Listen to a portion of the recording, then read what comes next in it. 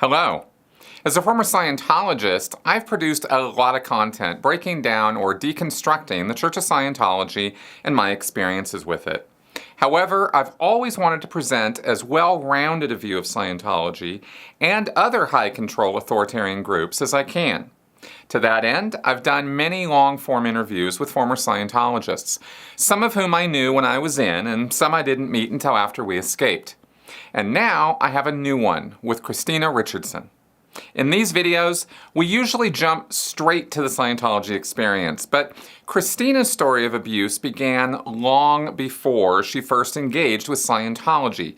So first, we cover in detail her life growing up as a Mormon in Kansas. This is particularly relevant given the many videos I've also done with former Mormons and our assessment of that group as another destructive cult. The spoiler here is that victimization leads to more victimization. And I think this is aptly demonstrated here more so than in any other interview I've done. For individuals, it becomes a repetitious cycle, and unfortunately, most people who do manage to escape from cults or narcissistic relationships find themselves returning, or joining another cult, where the cycle of abuse continues. We have to break this cycle, and that's going to take a lot more education and a lot more awareness of what these groups are and how to identify them before it's too late. For that reason, I want to thank Christina for reaching out to me and for having the courage to stand up publicly and tell her story. It's not easy to do this, especially given the very real fact that these groups do not turn the other cheek and have engaged in very bad behavior towards their critics. So now, let's get to it. Here's Christina. Thank you very much for doing this. I really appreciate you taking the time and coming all the way out here to do it in person. That's quite special. That was a bit of a drive for you, so thank you. Thank you for having me. The drive was wonderfully relaxing, a little spiritual actually, so I enjoyed it very much. Excellent. I'm very happy to be here. Cool. Well, let me ask you first, just so the audience will understand, what prompted you to reach out to me and say, hey, it's time for me to tell my story? Because you and I did not know each other until that. So what was the prompting for that? Well, there's been some things going on. I mean, I got out a very long time ago, and rather than face what had happened head on, I just kind of got out and went away and lived my life and had some priorities. Raised my kids, and just went on about my life. Things happened, and I didn't really deal with some of the things that have happened to me over my life, and things come bubbling up. Things happen, and I find it to interfere with my life, and I want to get rid of it and start new. Awesome. Awesome. Well, as I've recommended many times, it's really cathartic to tell your story, and just the back and forth that we were having of questions and answers, and what about this, and what about this, and so many people we mutually knew back in the day. I had to laugh about that. So let's go ahead and get into this. So you, let's just go ahead and kind of go chronologically, right? Just start at the beginning and go from there. You were in California, 1990s. Yes. Okay, so start from the very beginning. How did you first hear about, start getting involved with Scientology? Well, to get to Scientology, you got to start a little bit further back. In the real beginning, there was God in the Midwest. I wasn't in California. I was in Kansas. Yes. And I grew up, in God's country, in the Bible Belt. And everybody had a church, and people didn't care what that church was. You just had to have a church. So we had a church when I was a kid, and we were Pentecostal. And every Easter we dressed up. I had to wear a dress. I didn't mind. I mean, it was just Easter. It was once a year. Otherwise, I was out playing in the dirt. But, I got to wear the little white gloves. And we all went to church, and we were all civilized. But, I mean, there was grace at the table.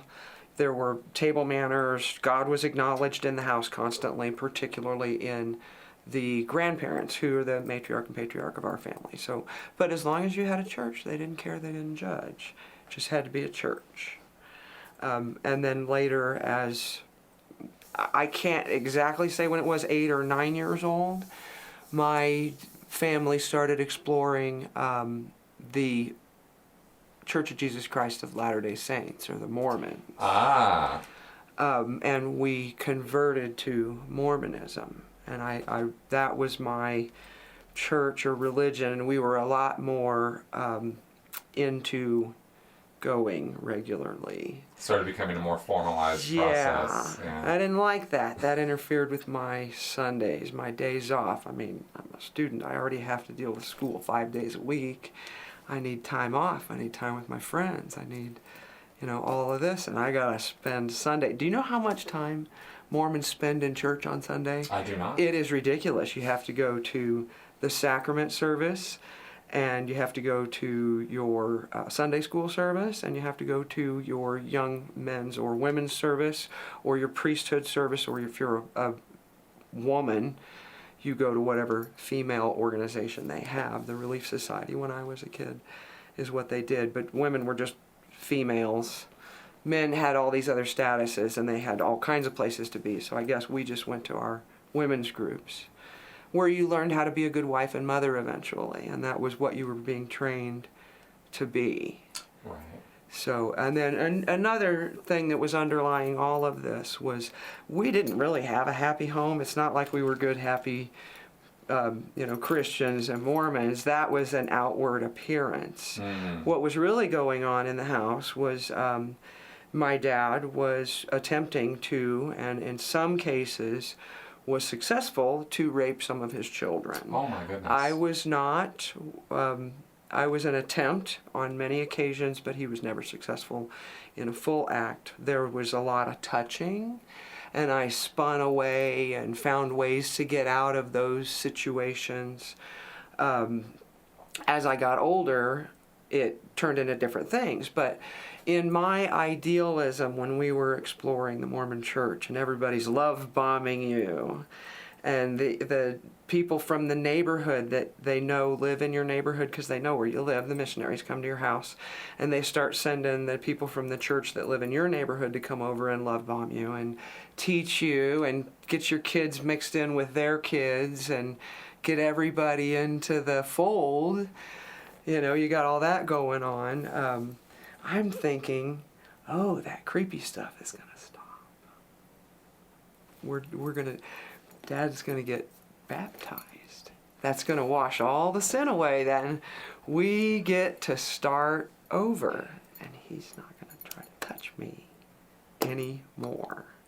That didn't happen.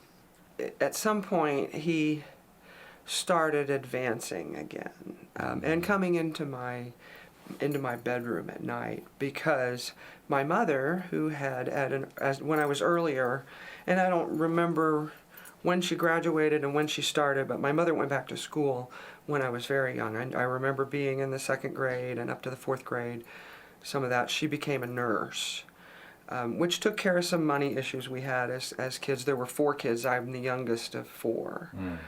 But it took care of some money problems that we had.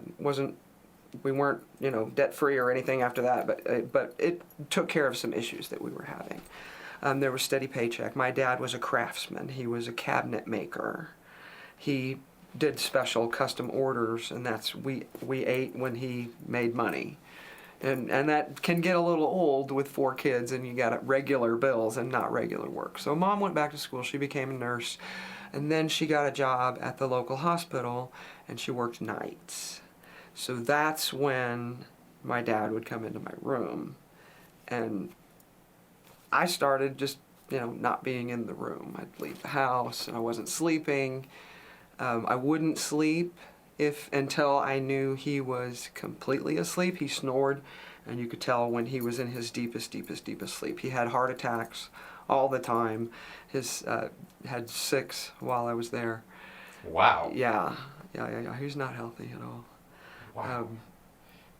Still doing all this, and I'm thinking there's no glimmer of hope for this guy. He's just going to keep doing it. And so I wouldn't sleep unless my mother was in the house. So 2 nights a week I got to sleep when she was in the house. or he was completely asleep and I could hear him snoring. He had a very, very, very heavy snore. Today he'd probably be on one of those breathing machines. Yeah. Or I would pick up hours during the day, like sleep on the couch after school, waiting for dinner, or before going to work or whatever, depending on how old I was. But I would pick up sleep wherever I could get it, and so it was awful. I didn't get much sleep. I know, this is horrifying. Yeah. I am so sorry this happened to you. Thank you. I appreciate that. Did your mother know what was going on? There was one time when she pulled me aside and said, "Has anything weird ever happened to you?" And I didn't really know what she was asking about. She didn't go into detail. She didn't push. It wasn't inferred she was asking about Dad She didn't directly. say, "Did your father ever touch you? Did your uncle ever touch you?" Because apparently an uncle touched his daughter, which may have prompted it. But to my knowledge, she claims she had no idea whatsoever. Got it. It never happened when she was in the house. I never told her. I didn't get the idea, and that's, there's PSAs nowadays. You learn some information in school. This is pre-internet. I grew up in the 80s. I grew up in the 70s and the 80s. I graduated in mid-80s. Mm-hmm. So the world was a little different than it is today. Yeah. And women were really just kind of coming of age. And something that was also happening at this same time, we only had one TV, but when I got to watch it, there were commercials on TV, and there was commercials for all the military branches. And I'd seen plenty of people, guys in my family, get to leave town and go be off in the military. And they come back, they've had a lot of fun. I'm like, I'm going to do that. No, girls don't do that. Girls don't get BMX bikes. Girls don't get G.I. Joes. Girls don't get Legos. Girls don't get Hot Wheels. I had to go down the street and play with my friends, and they had those toys. I had a stupid purple bike with Castles on the handlebars. Castles and a big banana seat. I wanted the BMX bike. I couldn't jump anything on that thing, and I wasn't supposed to be jumping. They said that the reason you had the bar was so you could wear a dress and ride this bike, and I'm like, but who would ever do that? Right. Ridiculous. I'm wearing shorts. I'm getting muddy. Whatever. So that's neither here nor there. So I'm seeing commercials on TV, Aim High Air Force, and they, smart marketing, are showing chicks all over the place in their commercials. Yep. And I had a moment in the 7th grade at it's a junior high at the time. It's now a middle school. I was out on a hall pass going to the nurse, coming back from the bathroom, something. And down the hall from me, the doors to the steps opened, and I could hear the footfalls had come up the steps, and here's the door, big metal doors. And in 1, 2, 3, 4, one right after the other, came 4 people in uniform. And it was an Air Force color guard. They had rifles in the school long time ago. A really long time ago. Plugged rifles in the school. They had the Air Force flag and they had the American flag. And they were going into a classroom to do, not my classroom, but they were going into a classroom to do a presentation. 2 of these people, 50% of these people were girls. And that was it. That was the moment in my life when I said to nobody, I'm going in the force. And I did that later. So I saw that as my way out. Your way out of there. Yeah. So there came a time when I actually physically fought my dad. There were plenty of incidents and not sleeping, and later when I got a car when I was older, I slept in the car sometimes so I could get enough sleep. And I guess the only question I have about this, just domestically, like, I understand the denial that your mother was probably living in, situation being as rough as it was, but did your mother never say, "Why are you sleeping in your car?" Well, she didn't see me sleeping in my car. I could do that at lunch or before or after school, so nobody would actually catch me sleeping. Oh, if I did it on the couch, it was usually my fault that I didn't get enough sleep, and I was usually in trouble. But if I could still catch some 15 minutes here or 15 minutes there, I didn't care if they were screaming at me and telling me I was a piece of crap. you need to do better. And, my grades are down the toilet. I found solace in, I was a rock solid C student. I found solace in the journalism program, which also provided me a great deal of information. We didn't have Google, but we had places to look things up and ways to get information and interview people and find out things and find out the who, what, when, where, why, and how, and time, place, form, and event. That's right. And that kind of thing. So that served me. I learned photography and doing that too. So 2 instances. One, my dad came into my room in the middle of the night. I stupidly fell asleep before he did. And I was very defiantly sleeping naked, like daring him to come in, I think. Like, you ain't doing this. I had a closed door. There was no reason for you to close that door. And not like I was parading around naked or anything. I was just in my room, in my bed, under the covers, sleeping with no clothes on. And he came in my room with no clothes on and attempted. And I actually physically fought him. I punched, I kicked, I scratched, I pulled furniture down on top of him, and I told him this is not happening. I refused. And he went back to bed. And there were people in the house that heard nothing. I don't blame these people for this, but in my moment, I was terrified, and I screamed, and I yelled, and I kicked, and I said no, and I remember pulling my bookcase down on top of him, and him being actually really hurt and limping out of the room, and I walked over and slammed the door shut. And I left everything like it was. And I got back in my bed, and I went to sleep, and I slept. I slept until morning, and my sister looked in my room, I think. I don't remember, but I said, did you hear anything? To whoever. I have a brother and 2 sisters, and only 2 of them were living in the house. At the time, I think I was 16, 17. It's 16 or 17. But whomever I spoke to, and I don't know which one it was, said they heard nothing. One's bedroom the wall was right here, and one's bedroom, the ceiling was my floor, and I just didn't think that it was true at the time. I didn't think anything hateful, and I don't to this day, about no one else responding, but I think other people heard what happened in there. But it was a little bit empowering. I didn't walk around on eggshells so much after that, because I started thinking, if you find me, because one night he caught me not in my room. I was at a party, snuck out of the house to go to a party. I used to sneak out and walk around the town till I knew he was asleep, and then I'd come back home and go to sleep. And sometimes I'd find a party. I was in high school.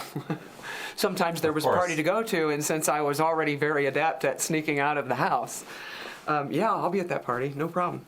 Just let Dad go to sleep, and I'm out. Right. That's it. So I was real good at getting in and out of the house. And when he caught me one night and tried to ambush me and tell me I was going to be in trouble, I went, what are you going to tell Mom I'm grounded for?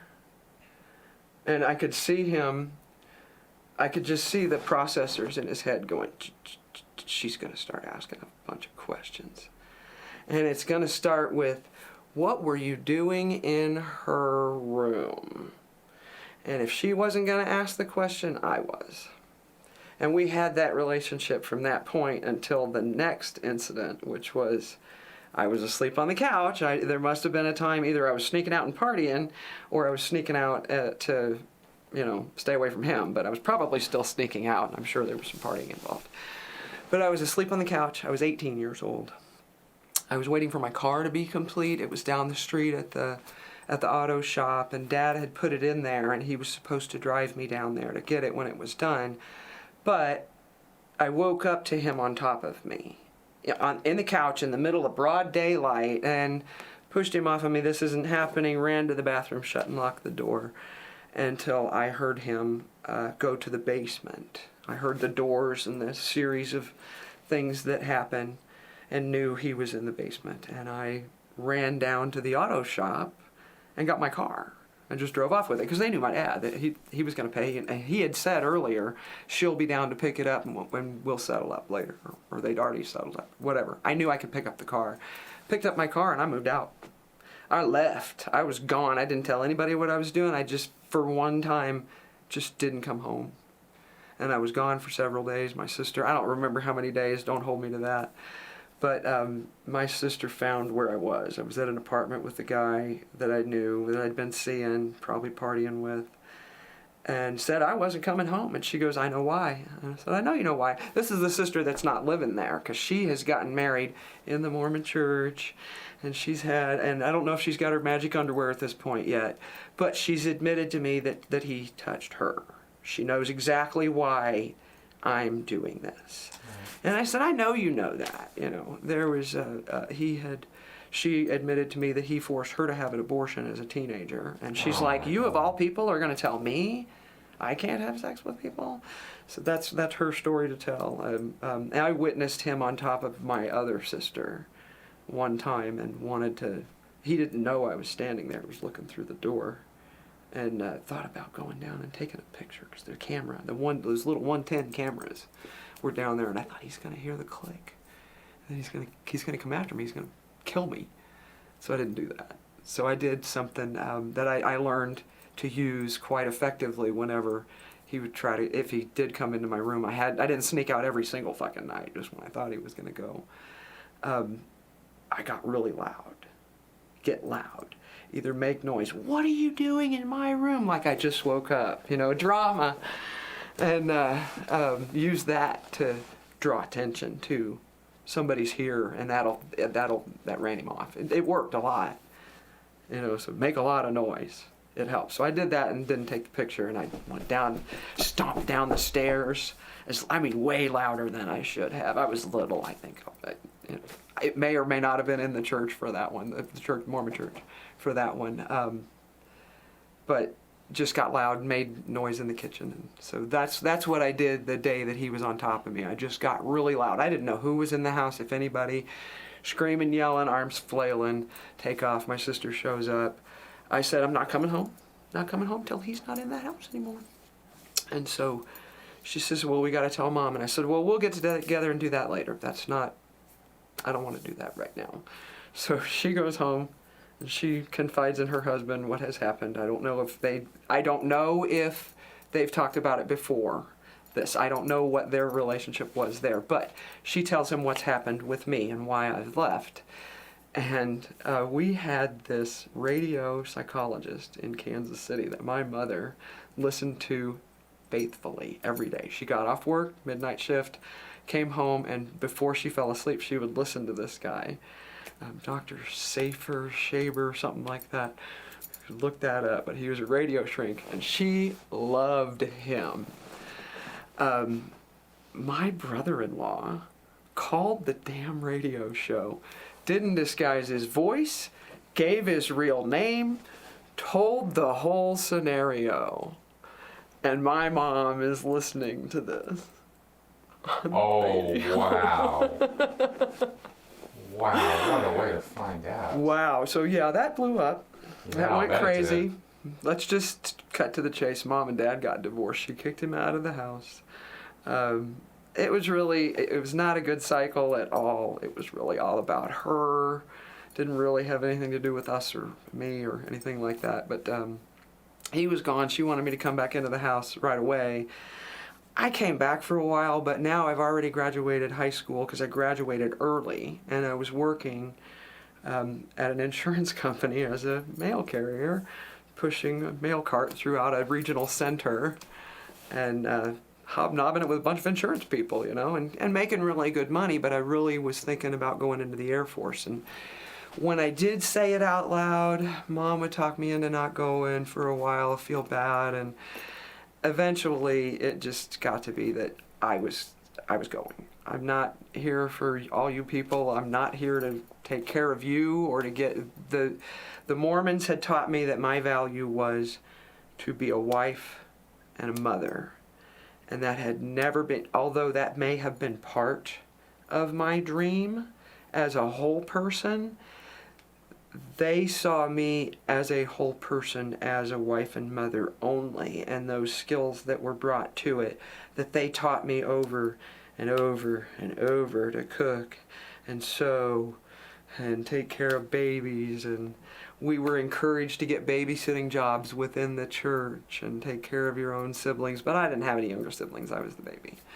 So I didn't see that role for me. I didn't want to get married and have kids and be defined by what my husband could do for his family, because I had something to contribute to my own life, and I wanted to make it something different.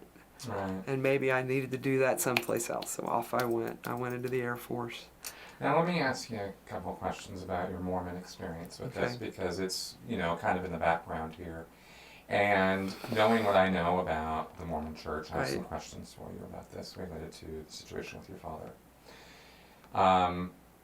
This was in the Midwest. Correct. You were located in Kansas area? Kansas City, actually very near the Independence Visitor Center, so that's a hub there. Yeah. People come from out of town. Mormons trek there to see this visitor center, and once a year they do the pageant there. And people will come from all over the region.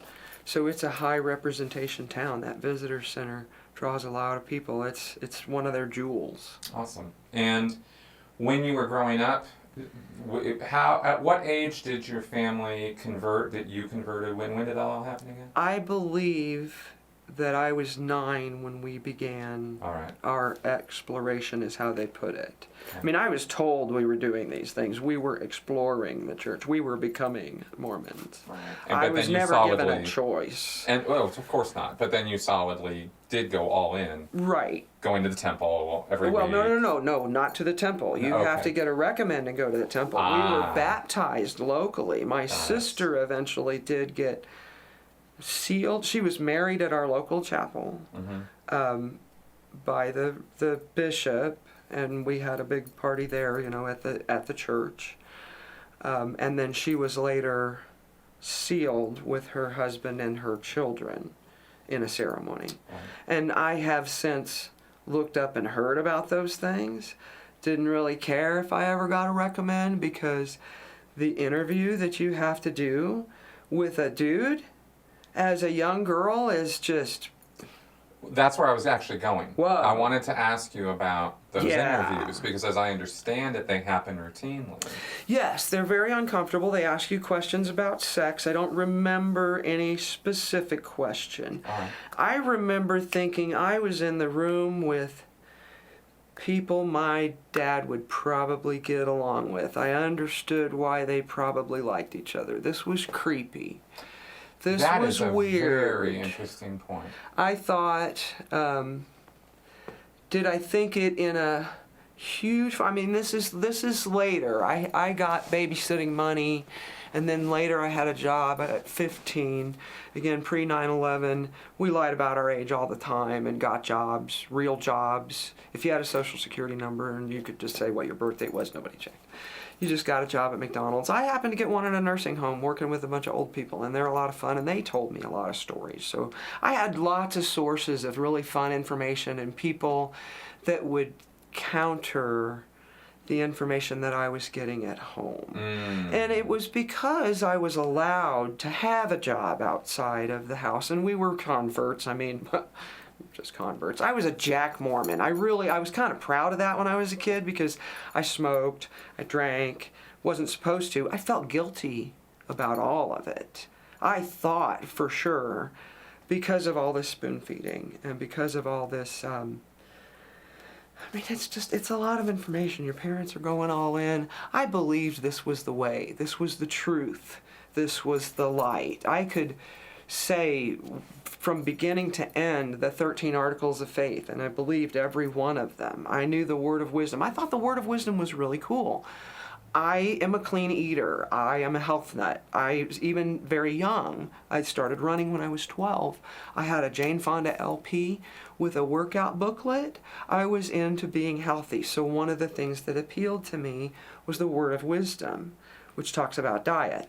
I didn't like that they took away our caffeine. I think there was sweet tea in my baby bottle.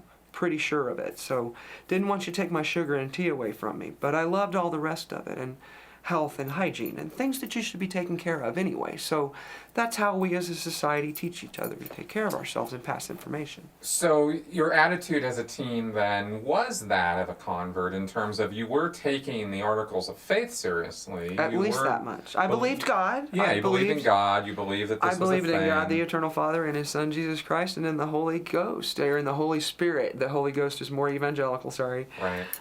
And I claim the privilege of worshiping Almighty God according to the dictates of my own conscience, and I allow all men the same privilege. I let them worship how, where, or what they may. I believe that's number 11, and it's one of the ones I use to counter when people would talk to me about being a Mormon. Don't ask me to memorize any Scientology stuff like that, because this was way more ingrained. This is more like, for God so loved the world that He gave His only begotten Son, that whosoever believeth in Him shall not perish but have everlasting life, which you would still learn in the Mormon Church too. Right. But you would learn these articles of faith, and we had the Pearl of Great Price, and the Doctrine and Covenants, and the Book of Mormon. We had our own stuff. Yeah. Special people. We had way more work to do than all these other people that were not chosen. Okay, so you were in a place, you were in a headspace where it made sense to one degree or another. You had reconciled it as a sensible thing to believe in. Correct. You believed that this was a good thing, that believing in it was a good thing. But I'm out smoking and drinking. You gotta understand that. Right, because you're weak-willed. I'm a high school student. Yeah, exactly. That's what other people are doing. Rebelling. But you have potentially what someone would tell you from an outside perspective. You have an opportunity to blow the whistle on your father at these meetings, right? You have a church structure that purports to be about giving you support, about giving you faith, about being there for you as a community. Mormons are very big on community. Family is huge. Was family too huge? Was there too much loyalty to the family to not spill the beans or what? But then you dropped this line of, well, the guy who was doing the interview would have been great with my father, and I thought to myself, oh my God. Well, I hate to tell you this because it just makes the story more sad, and it just seems like there's so much. But there was a neighbor that also attempted, on many occasions, to touch me inappropriately. Also, same thing. I spun away, I got away, and my brother had a friend. It was like, this shit's just everywhere. And after a while, and I knew, and I want to stress that I did not believe that all men were like this. I believed that a lot of men were like this, but due specifically to specific men, my grandfather being one of them, who I loved till the day he died, and he loved me long before there's no Jesus Christ, but there was my granddad. He loved me until the minute he closed his eyes, and I appreciate that. He never hurt me, not once. Never struck me, nothing. Was this your father's father? Or my mother's father. Your mother's father. Yes, he lived to be 90 years old, and his wife, my grandmother, lived to be 93, and they both loved me purely, without strings, ever. No matter what was going on between me and my mom. Later, because my dad died early, there's a happy ending. He died early, and so we were all able to repair that kind of relationship along there. And then the other man was my 6th grade teacher, Don Quaintance. I'm going to say the whole name. At South Park Elementary School in Merriam, Kansas. He caught me sleeping in class. And I thought I was in so much trouble. And we had a rapport. I was in a special reading class. Not a special reading class, but a special high reading class. Okay. And there were only 2 of us. So we had a reading person that came in to do that time for the classroom. And my teacher and I and this other person, this other student, got to go to this little closet in the school that had been set up for a tiny little classroom and do this little reading program. And I learned a lot from that. We had a fantastic rapport, and I could speak hours on Don Quaintance. But he caught me sleeping in class, and he came over and tapped me on the shoulder, and nobody was staring at me or anything. When I lifted my head up, he handed me a pass to the nurse's office. And it said, let her sleep, and he said, go to the nurse. And he had called up to her, when I got up there, she said, "Come in here." And she let me sleep in there for however long. And then I woke up and I went back to class. And he talked to me at recess, and he said, "I don't know what's going on in your house. If you need to talk, I'm here." Never took that invitation because, again, it's a man, and you never know where they're going with that. And I've learned early that you want to keep some distance until you know who you're dealing with. But honestly, we talked on the phone for years after that. I did take up his invitation to call anytime. He said openly in class one day. He did not give me his number. He just said, "I'm available anytime you need it." But openly in class to the entire class, while staring me directly in the face, he said, "I'm in the book. You can call me anytime you need to talk. It's Donald J. Quaintance. Quaintance. Wonderful man, 6th grade teacher. And I love him for doing that for me, so kudos. So I knew there were good people in the world. Navy vet. Love our vets. I knew there were good men in the world. And I met others along the way too, but they were both good, solid foundations. He was the anti-dad. He was not what I knew dad to be. He had a daughter. He always talked about, her in a way that I never found to be creepy, and I just trusted him and loved him, and he loved me back, and it was great. So off to the Air Force I went. Mom and Dad divorced. I said goodbye to my dad. That was the last time I saw him. Talked to him on the phone one time because he tried to I wasn't going to talk to him ever again. He tried finding me. He went through the hoops. Okay, so I go into the Air Force. I go to basic training. I'll become an air traffic controller. And I'll back up, because in basic training, I actually asked for help and admitted that these things had happened in my household, and said, "Is there something that someone can help me with?" And they sent me to a psychologist. And he was helpful for a few weeks while I was in basic training, and suggested that I continue therapy at my tech school. And my tech school was an air traffic controller. I went to Biloxi, Mississippi for months and months and months, and then I went to California. That's how I came to be in California, but then I was still in the Central Valley. I did my time in the Air Force. I became an air traffic controller. It was the 80s. And later in the 90s, you might recall the tailhook scandal. When I went into the Air Force, one of the reasons I chose the Air Force was it was 15% women. That was the highest percentage in any of the branches. And of course, I was already in love with the Air Force because of the commercials I'd seen on TV where they were featuring women. And I didn't remember seeing too many others. Maybe the Navy was doing it, but the Navy was 3% women. And I didn't like those odds. I had already grown up with boys and BMX bikes and played in the dirt, so boys in general really didn't scare me. Boys my own age. My peers were fine. It was these other people that were kind of scary.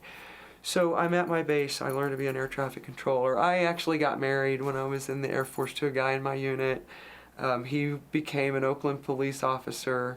I was in Central Valley. He moved up there. I stayed behind. And I was getting some harassment from higher ups. And I worked in an air traffic control tower. I started in a radar facility, but then I'm in a tower. And we don't have an elevator. I got to go up 90 feet of stairs. Inside these towers can be offices. There's a bathroom halfway up. There's a break room. They can't expect us to go all the way up and down, especially without an elevator, 90 feet all the time, and still safely control planes. So there's amenities along the way. My chief's office, I have to pass to get into this coded door to get into this FAA facility. And he's not even really my chief, but he's in the chain of command in this air traffic facility, because there's radar and there's tower. So he's above my chief. There's my chief who's just over tower, and then he's above both chiefs, one over the radar and one over the tower. So he's even above them. And then there's an officer. Chiefs are enlisted. Officers are above that. So this is an enlisted person at the highest rank in the Air Force, Chief Master Sergeant. I have to walk by his office every day to get to my job. he corners me in the stairwell. In the stairwell, made of concrete, where nobody can hear you scream. And it's not comfortable. It's not okay. He's implying things. I'm a married woman. He knows my husband. My husband had been in the unit. There's no respect there. Clearly, this means nothing to this man. So, I'm an idealist. I reported him up lines. I heard, and I'm going to say that at the initials, because this is how we referred to each other, it's actually what we called him. The first person said, "That's just AJ." As air traffic controllers, we go by initials. "That's just AJ." Was that a man or a woman saying that? A man. Yeah. They were all men. I didn't have Oh, any, you were they the only were all woman in the men. unit. Okay. I mean, I didn't have any women on my crew. There were women in the tower. There were women in but I was the only woman on my crew at this time. And we shifted around. I could have a woman on my crew. I might not. We had women in the tower and in the RAPCON. But so I went to the next person. I went to my major at my squadron, and he said, "That's just AJ." And we went back and forth. I'm like, "You're telling me I have to let him I have to walk by him to get to my job. I got to let him do this? Is that what you're saying?" "No, he's not going to hurt you. He doesn't mean anything by that." I'm like, "You weren't there." And went back and forth, and I said, "Well, I'll do respect, Major. I'm going to take this above your head." And he goes, "Go right ahead." So I walked out of his office, and I stupidly, my idealistic ass, walks over to the commander's office around on the base. Obviously, he picked up the phone and called them. There's only one officers club on the base. They all drink in the same place. They know each other. I'm not thinking any of that. I'm like 20 years, 21 years old, something like that. 20, I don't know, however old I was. The guy said the exact same words that the major had said to me a few minutes before in the other office, and I went, he called him.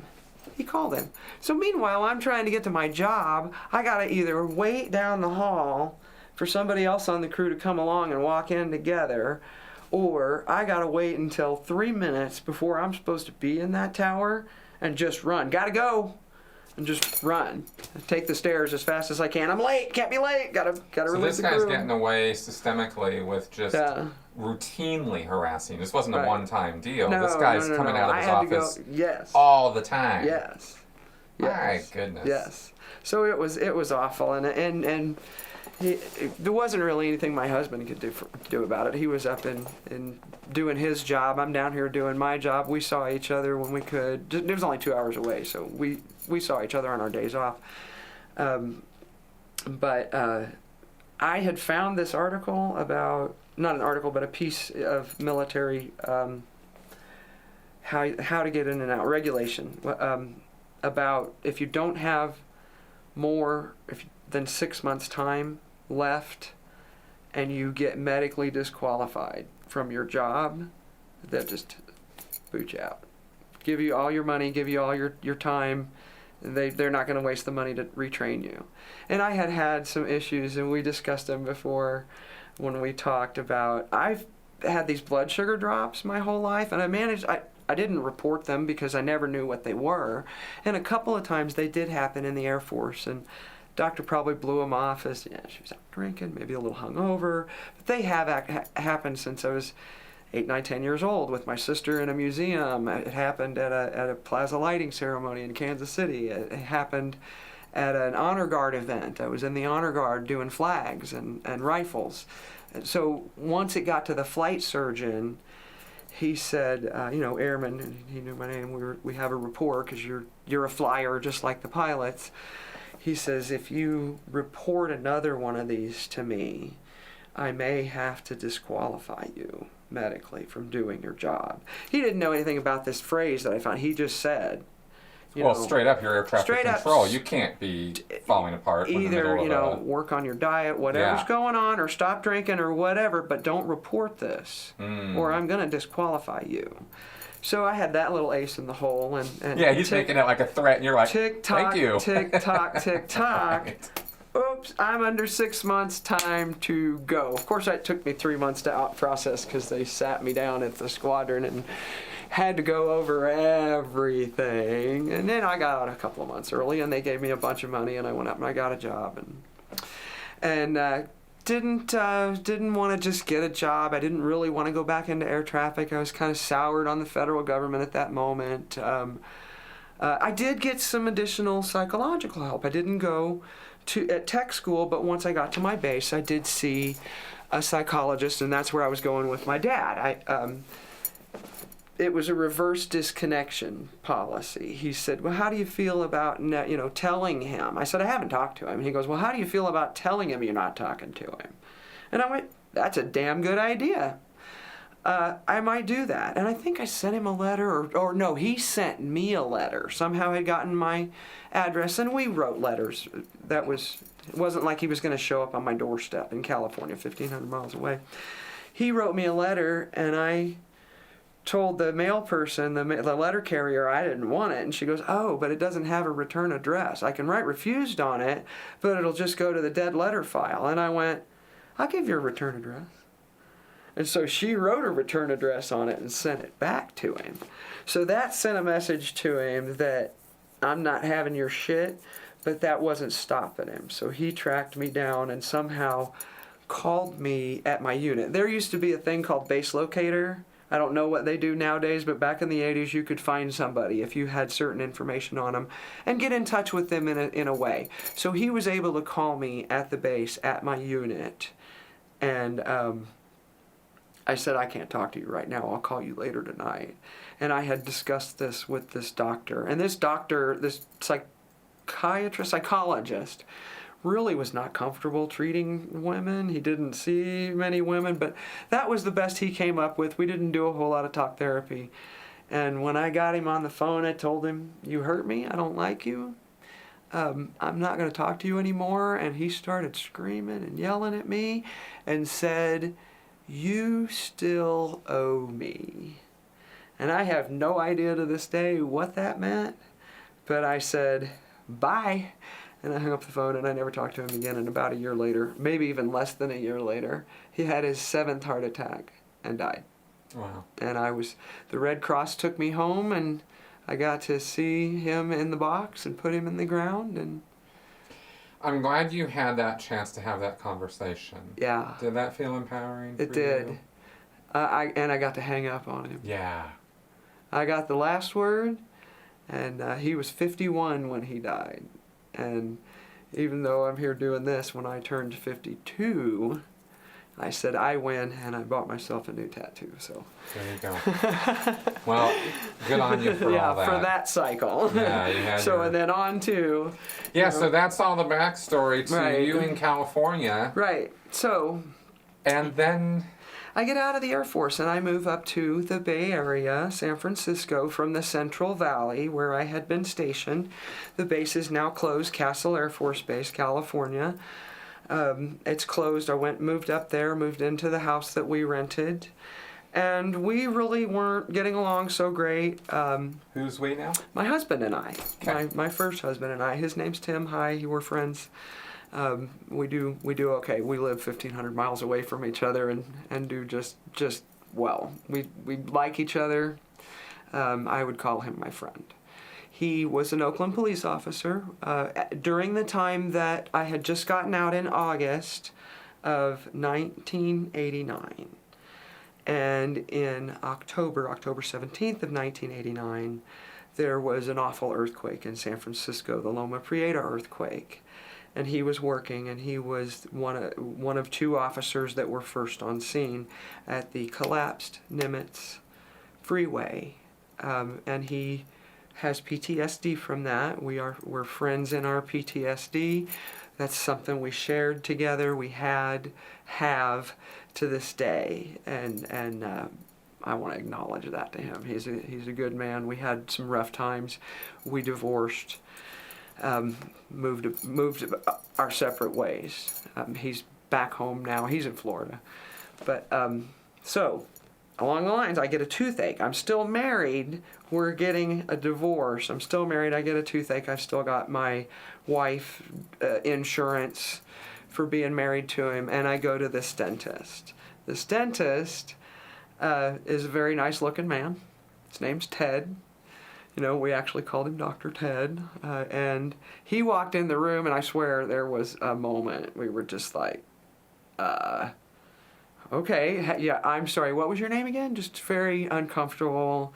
And then we moved past it, and he fixed the problem that I had, and I was very grateful, and moved along. And I may have made an appointment to get my teeth cleaned later, but I knew I was getting a divorce and I wasn't going to have any insurance, so that might have just been wishful thinking, whatever. So I go and get this job. Having been an air traffic controller, I find this really cool job.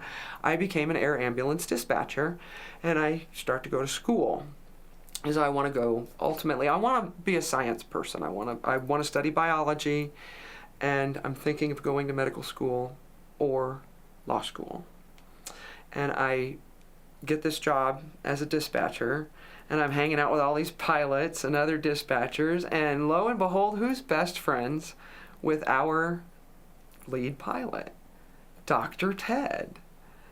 So Dr. Ted starts hanging around the hangar and going to the same parties, and after a while we started, I think I got a few more dental appointments after that, and I wasn't being charged for them, and we were going to lunch after, and no, don't bill that. His receptionist's name was Christina as well. No, Christina, don't bill that. We'll take care of that later.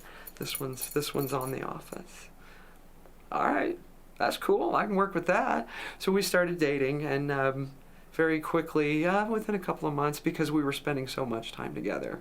I was living over in San Ramon. I had moved from our big house on the hill where we had parties before the earthquake. We still had them after for a little while, but I wanted to go to school and all this. But the earthquake messed him up, and I wanted to go to school, and he didn't. And moved from the house there, which saw the San Mateo Bridge here, and you could sort of kind of see the Bay Bridge here looking out the windows up on a big hill, hot tub in the back, pool table, bar. Left that lifestyle, moved in with a friend that had a daughter, 12-year-old daughter, going to school, and being gone every night. And it's like, I'm doing the school, I'm doing the dispatching thing, and we're still trying to find time to spend with each other, and a lot of time to spend with each other. So now we're getting into sleep deprivation, and it's like, look, you go to school here, my office is here, my place is here, your apartment's over here. Why don't we just consolidate this operation? So that's what we did. We consolidated the operation. I started going to school from his place. And this is like 1990? This is going to be 1990, yeah. Yeah, okay. And so in 1990, I was going to community college, and I was dispatching. And eventually I stopped doing that job. I became a dental assistant whenever a dental assistant. This is a family business. There's 6 kids in his family. There's 4 kids in my family. They were good Catholics, so they were better Catholics than we were Mormons. My mom wasn't having any more kids for the Mormons. She was done. She contributed 4. That's all you get. And so we kind of had a lot of things that we knew about growing up, sharing space, and things that made us click together as big families. And everybody in his family knows how to suck spit. So if you're in the family, if you live in the house, that means you sit as a dental assistant and you put the straw in the patient's mouth. Oh, they know how to help him. Okay, got it. Yeah. They call it sucking spit. So you got to go down to the office and suck spit for Dad, because he worked with his dad in his office. They're both dentists. So it was a father-son dental team. They all know how to do it. So I dutifully, as the live-in girlfriend, went down and learned how to suck spit, because anybody can be called upon to do so. If you have an emergency, whoever's there. And he responded to me in an after-hours emergency once as well, and actually had to do, a lot of work to get me out of pain. So he would do that for people. That was one of his marketing strategies, to get patients in the door as a new practitioner. He was younger than his father. His father had established. So we started dating, and we very quickly built a pretty nice little life for ourselves. I was going to school, I was learning biology and chemistry, and I was working on my general education. We lived in a townhome in Hayward, California, across the bay from San Francisco. And every year we went to his friends, other dentist friends. We would go up to North Star at Tahoe for ski trips. I snowboarded, don't ski. And we would go to Lake Berryessa every weekend in the summer. His family had a place up there, and other family members got more places in the same cove. So there was always big family events. And he had a big family, and when they got married and had kids, because he was the oldest of 6, they were all, most of them married with kids. There were kids and families running around everywhere. It was a great time. People had fun. They were on the water. They were on the slopes. Always getting together. We went to dinners all the time. We tried to get the recipe from the chef if there was something in particular that we liked, and then I would go try to cook it at home. And we messed up a lot of stuff, and we just had a great time, a grand old time. And we would go to the dental conventions every year. The California Dental Association, they would hold their spring event in Anaheim, California. Probably don't need to know that much detail about dental conventions. I'd like to get to Scientology. That's fine. Yeah. They had a booth. Okay. At the dental convention. Got it. So we go down to LA to this dental convention. I was trying to give you the hook into the LA.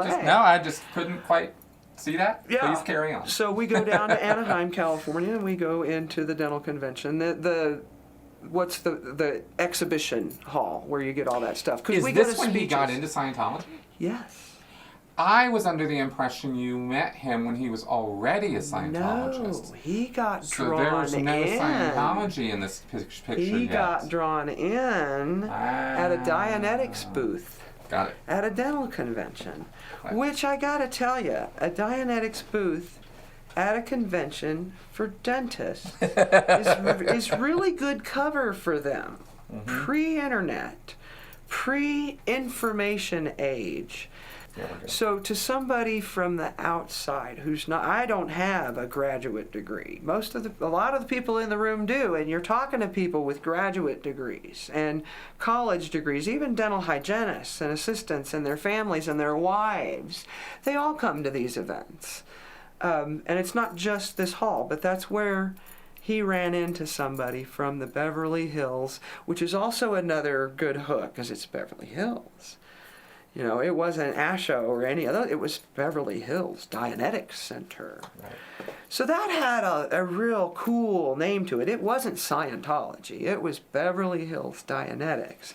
And I don't really remember anything being wrong with Ted or him ever expressing any concerns about his salvation. He always admitted he was kind of a recovering Catholic, and I never really used the word recovering Mormon. I always kind of said I was a Jack Mormon. So I was still feeling like I was a Mormon. They visited me in the Air Force, the Mormon elders did, in basic training, and they would visit you in tech school, try to keep you in the fold, and so I always felt guilty. One of them came to my house one time when I was married to the cop, and I opened the door. First of all, I'm in my bathrobe. Came down to here, and there's beer bottles everywhere. It's first thing in the morning, like Saturday morning or something. Or I'm in the Air Force. I don't care if it's Tuesday. I don't care, because I'm not working that day. And it's, lo and behold, some Mormon from Kansas City. And I'm thinking they got onto an airplane, and they're coming out here. And I'm startled. I'm truly startled. I'm in Merced, California, in the Air Force. Okay, no, he had moved out there. We had worked together at Farmers Insurance back in Kansas City at a regional office where I was pushing the mail cart. He was in accounting, and he was also a member of our church. So he had this double connection to me.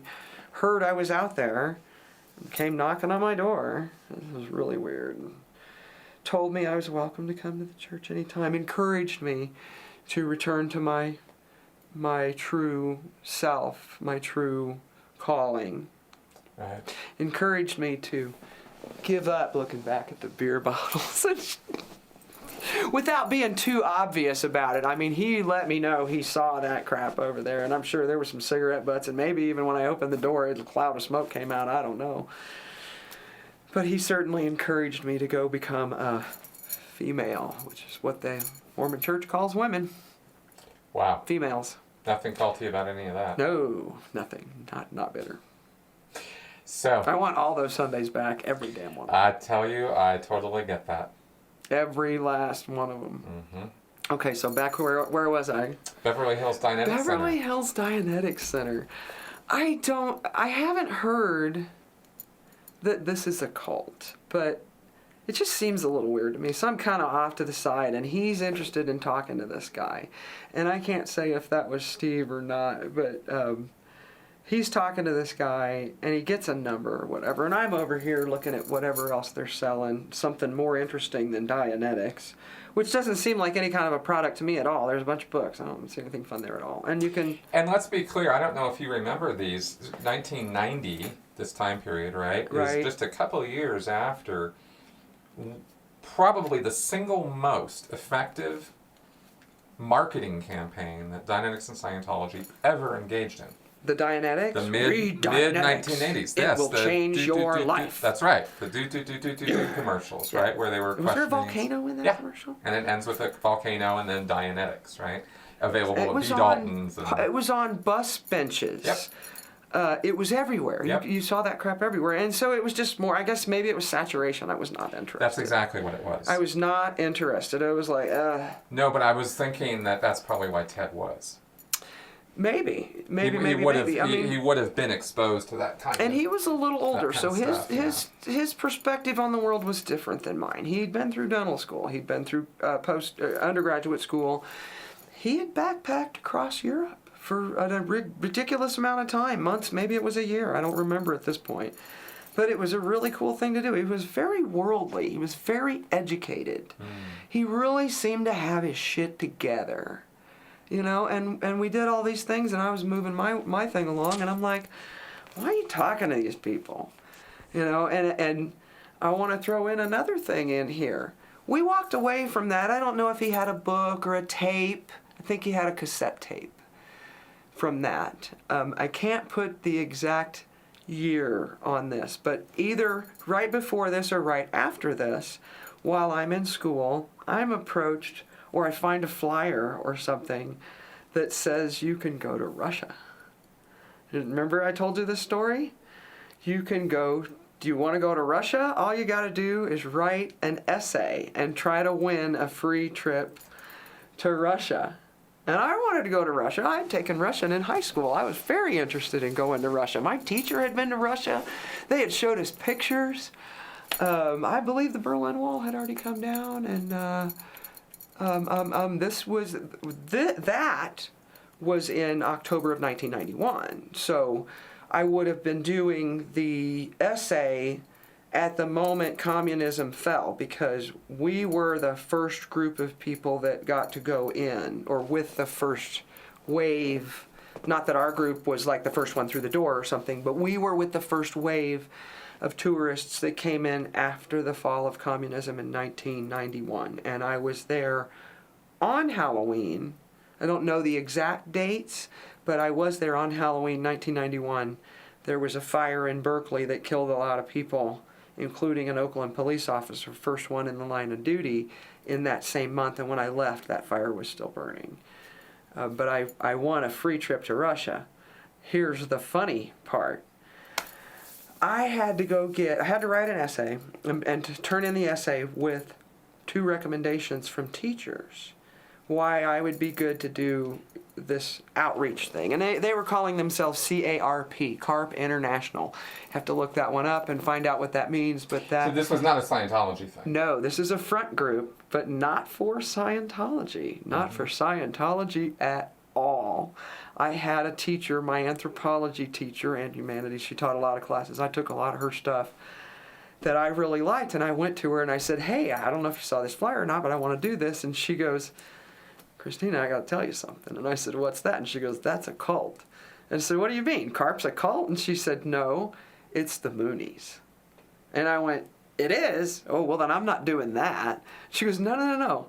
I think you should. Here's what's going to happen. And she told me everything they were going to do and say and how it was going to go throughout the week and encouraged me to do it. Wrote my recommendation letter, told me one of her other colleagues would write me a recommendation letter, and I got a free trip to Russia. And they did everything that she said they were going to do. And I want to add not a caveat, but just what the way the Mormons did it. And I still don't know at this point that the Mormons are a cult. It's a cult. I don't know at this point that the Mormons are a cult. But what the Moonies did, and I got to watch this like from a high advantage, a high vantage point where I wasn't going in no matter what they said to me. I knew I was coming back. That was the deal. Promised my mom I was coming back. I'm not going into the Moonies. The answer is no, no matter what. So I'm watching this from this position, and I'm really interested in it because I'm a college student. I'm interested in stuff like that.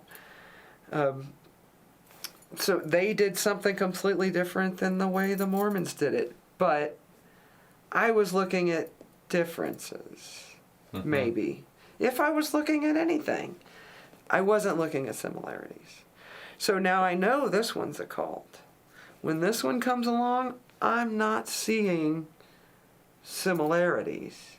I'm being pointed out differences. Right. This is why it's not this. This is why it's not Jonestown. Don't drink the Kool-Aid, drink the cow mag. Right. It's talking not Kool-Aid. Talking about Scientology now, comparing that to that CARP experience, and it's Right. like Scientology has so many little phrases, little things they'll throw out, Oh yeah, hypnotism puts you to sleep. Scientology wakes you up. Right. Right? So it's not hypnotism. Because yeah, I forgot about that. Yeah, these little bits, right? They're called thought-stopping cliches. The thought-stopping, and I've learned some of that from watching you. Yeah, they're quite good at it. and from reading Stephen Hassan's book, which was new for me too. Good stuff. But I'm like, why are you talking to these people? When he go back to the Dianetics. Yep. So we get to this Dianetics booth. So either one, I don't know which came first, the chicken or the egg on that one, but I didn't see any similarities between those two things, and neither did he, I guess. There came a time, sometime after that process, that Ted just seemed to not be in an okay space. He seemed, and I just gave him his space. I would go run or do my thing, my school, my homework, but we always got together at the end of the day. We always spent time together. We had our own separate things we did all day long, but at the end of the day, unless there was something, some other thing going on and we would know about it, we always came together. He just kind of disappeared at the end of the day. Not anywhere, but up to the bedroom, which was highly unusual. And he was gone for a really long time. I think because he said he was going to go do one thing and he didn't come back after that cycle should have been. And I got to the point where I thought, oh my God, I don't even know why I thought this. I think he went up there and he's going to hurt himself. Because of the space that he had been in. I had never thought that before. Depressed? Yeah. Okay. And he had never expressed any kind of suicidal tendencies or anything like that before. But I just felt something really wrong in the house at that moment. I sensed evil was afoot. And I went up the stairs and the doors closed.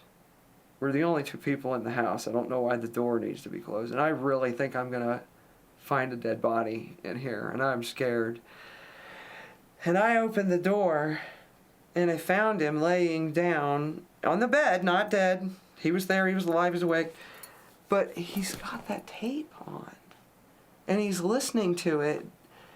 It's on the headboard directly over his head. And he seems to be in a little bit of a trance. And I was like, hey, you all right? And he's like, I'm good. And I'm like, you want me to leave you alone? And he says, yeah. All right, we'll talk about that later. I don't know if we talked about it later. I just remember that. This was a long time ago. But I remember that moment being really something where, okay, he needs something. I didn't really realize he needed something until that moment. And there's another psychologist in here. I'll back up a tiny bit, he had started seeing this guy. So I guess I did know there was a problem, but I thought he was handling it. He was seeing this psychologist, and I too completely forgot. I was seeing this guy, but not at the same time. It didn't happen like that. He started seeing this guy who was a friend of the family and close to his age, which was about a decade older than me. And he was a psychologist practicing in the same small town we were in, small town in San Francisco area. And Ted had seen him a few times and talked to him about my childhood. We were a loving couple. This was something I told him about me. He knew most of those things, not great details, just that it happened. I'd had some psychology on it. Probably thought I would get more at some point. Didn't really feel like I was under any pressure, but felt like I would probably get some more at some time. I wasn't waiting for something to happen, but knew that people had said, you'll need to talk about that at some point. So I thought I eventually would, especially if I thought something was bothering me, and nothing was. I felt really good, and you can translate this for me. I felt really good on the 2D and in my sex life. I didn't feel like there was any kind of dirtiness, or I didn't have that guilt, except that I was having sex outside of marriage as a Mormon, but you fix that when you get married, not as a Mormon, as a Christian, as a granddaughter to my grandparents, who would never, ever, ever allow you to stay in their house with your significant other unless you were married to that person. And the minute that you were married, all was forgiven. So, I was going to be good later. And I'd be fine with the church. It wasn't permanent sin. Right. He'd be fine. Yeah. This is just passing sin. We'll deal with this soon, yes. Yeah, I was going to be good later. Right.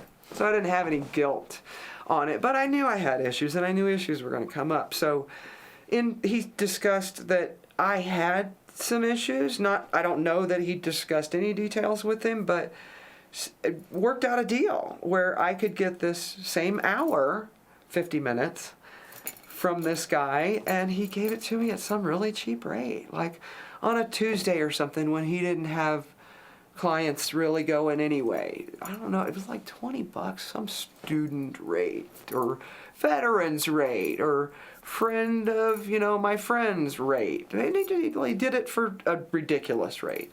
And I really liked the guy, and I did some trauma therapy, and I did some drawings, pictures that reliving the trauma with this guy, and I loved it.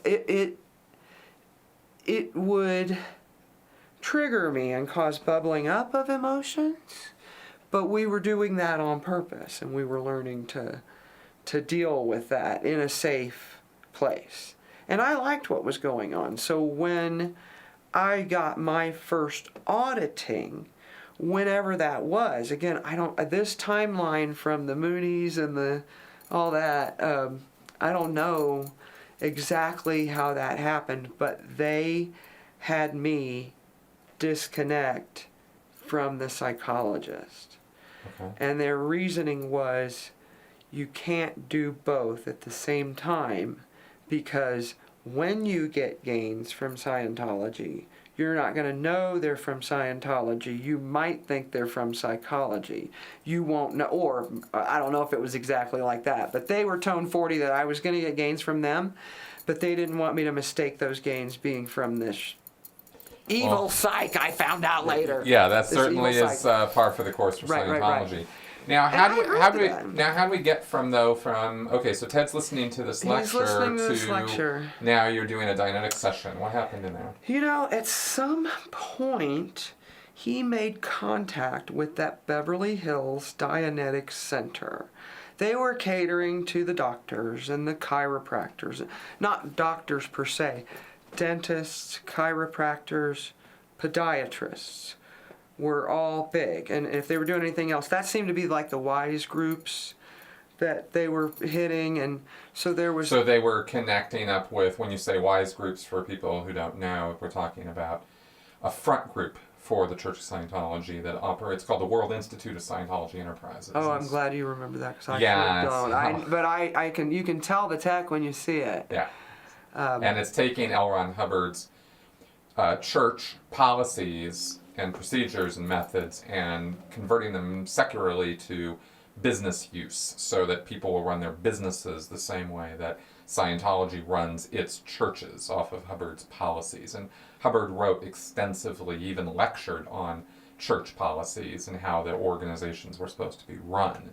So, and around the late 70s, somebody got the bright idea that business people should use this, and this really took off in the 80s.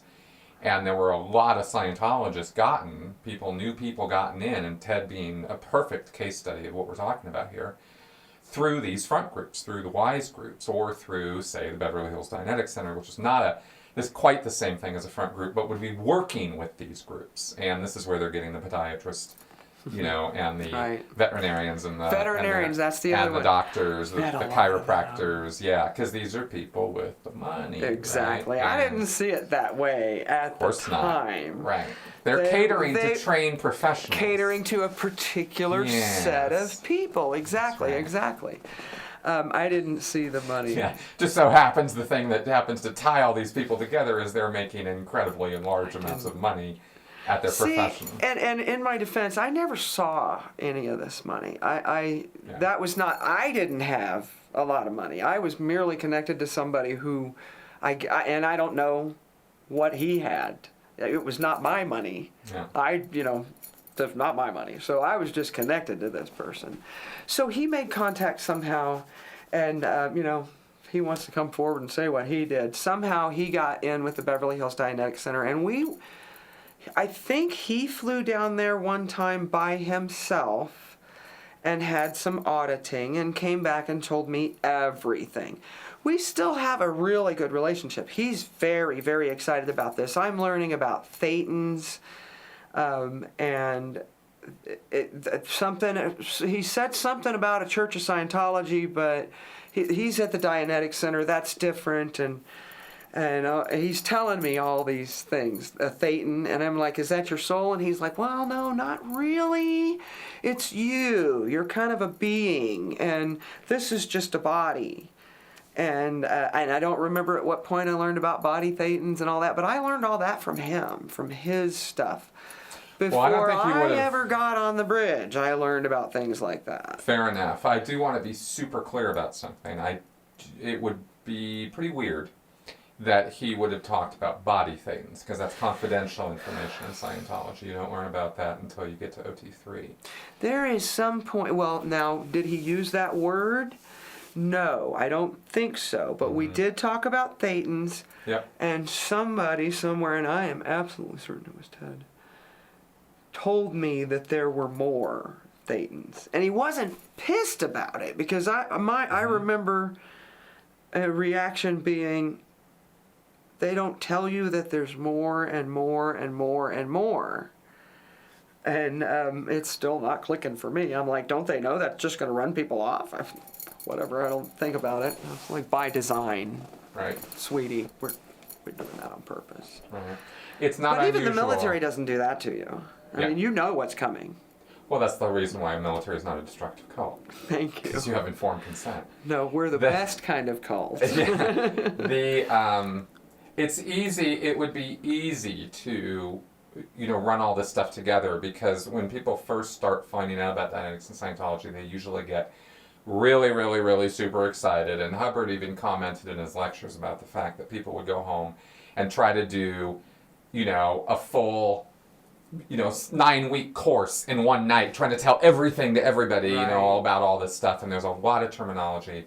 It's very confusing. There's a lot of stuff being thrown at you, and it is easy to see how you could say, oh yeah, and then there's thetans, Right. and there's a reactive mind, and there's all this, and engrams, and all these things, and there's a lot more than that too. Right. Right. And there's clear. And then there's this clear. state That's right. where you can learn to operate. Yeah. And this stuff never bothers you.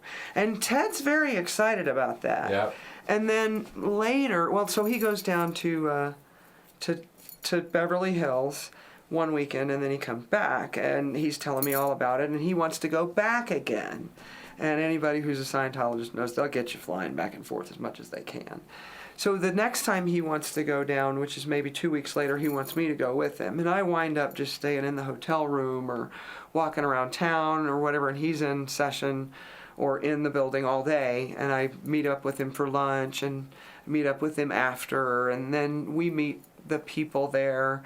There's a Steve, and I really think there's a guy named Bruce. I'm not sure about that, but I can see his face. I think it's Bruce.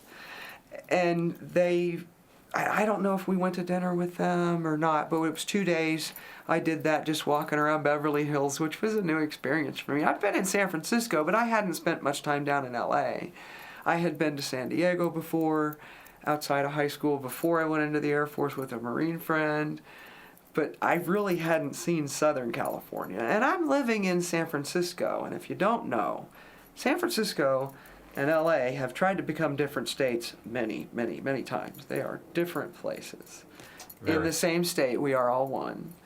But they're different places, and they're wonderful places, both of them. But I was having a time in LA. It was great. Walking around in Beverly Hills, and I thought it was awesome. We did not see, we may have driven by them, because we were there for that little Dianetics Center. I think they were right there on Rodeo. Very nice little office there. That's right. So fun, good times. I had lunch or had a coffee or something in some cute little place, and I'm sure I mingled it up with some Scientologists around there and went into some really expensive little shops where I couldn't afford to buy anything, and had a grand old time. Flying back and forth is going to cost him too much money, and it's kind of funny because Ted's really a tightwad. So I'm a little surprised, but that plays into how if he's going to pay money for it, it must have value. Ted was a miser. He didn't let go of $1 if he hadn't checked the Consumer Reports. And if they had redone it, 5 years later, he wanted to read both issues and see what was different before he was going to buy a VCR or a dryer or anything, a car. He couldn't let go of $1. So, but this is 1990, right. 1991. I mean, he didn't have any real place to go do due diligence on Scientology. Consumer Reports is all he had, and they didn't have anything on it. Yeah. And I was a college student. I mean, I was getting my information either at school, at the school library, or at the bigger library at the city. And I did a lot of research in the library. Did I think to look up Dianetics and Scientology? No. I didn't think to do that. Because looking up stuff was, you had to be there first during business hours. You had to be quiet. You had to deal with other people. You're in a public place. You can't take food in there. You can't take chips in there. You're not going to have soda. You got to go in there. It's like work, It's not easy stuff to do. You got to be in the right mindset. And when you're a college kid, I mean, even if you've been in the Air Force and you're still in college and you got stuff you're doing. So you got to find time for research and extra research. I'm not going to do that. I got stuff to do. It's just not going to happen. Of course. It's just not going to happen. No, I'm glad you laid it all out that way, because at this point, people just whip out their phone and look stuff up, and they think it's so easy. And it is easy. Everything you just said is exactly what somebody would have had to go through in order to find this stuff out. Right. And people don't really... It's amazing to me, because I am a contemporary of yours, how easily this has been forgotten in our society. Right. Kids these days literally are clueless about how hard it used to be to get information. The information age is real. That's right. It's wonderful, and I hope it topples all the nasty cults. I don't think it will, but I think it can make people smarter. Well, it'll be a different place as a result of it. He said he wasn't going to come down there anymore, and for whatever reason, and I don't know what time span this is, I think the first 2 cycles were within 2 weeks of each other, but at some point, Steve and another guy that I think was named Bruce from the Dianetics Center came to our house in Hayward during the day, which was over a weekend. I think they arrived on a Friday night. We may have picked them up at the airport. We may not have, because the airport was pretty close to Hayward to Oakland. There's nothing. San Francisco and the whole area is really kind of concentrated until you get out to San Jose and up into Santa Rosa and stuff like that. It's pretty easy to get around pretty fast, especially on the weekends. So we picked them up. They audited during the day. I went out, rode my bike, ran, grocery shopped, whatever. We came back. We had dinner at night.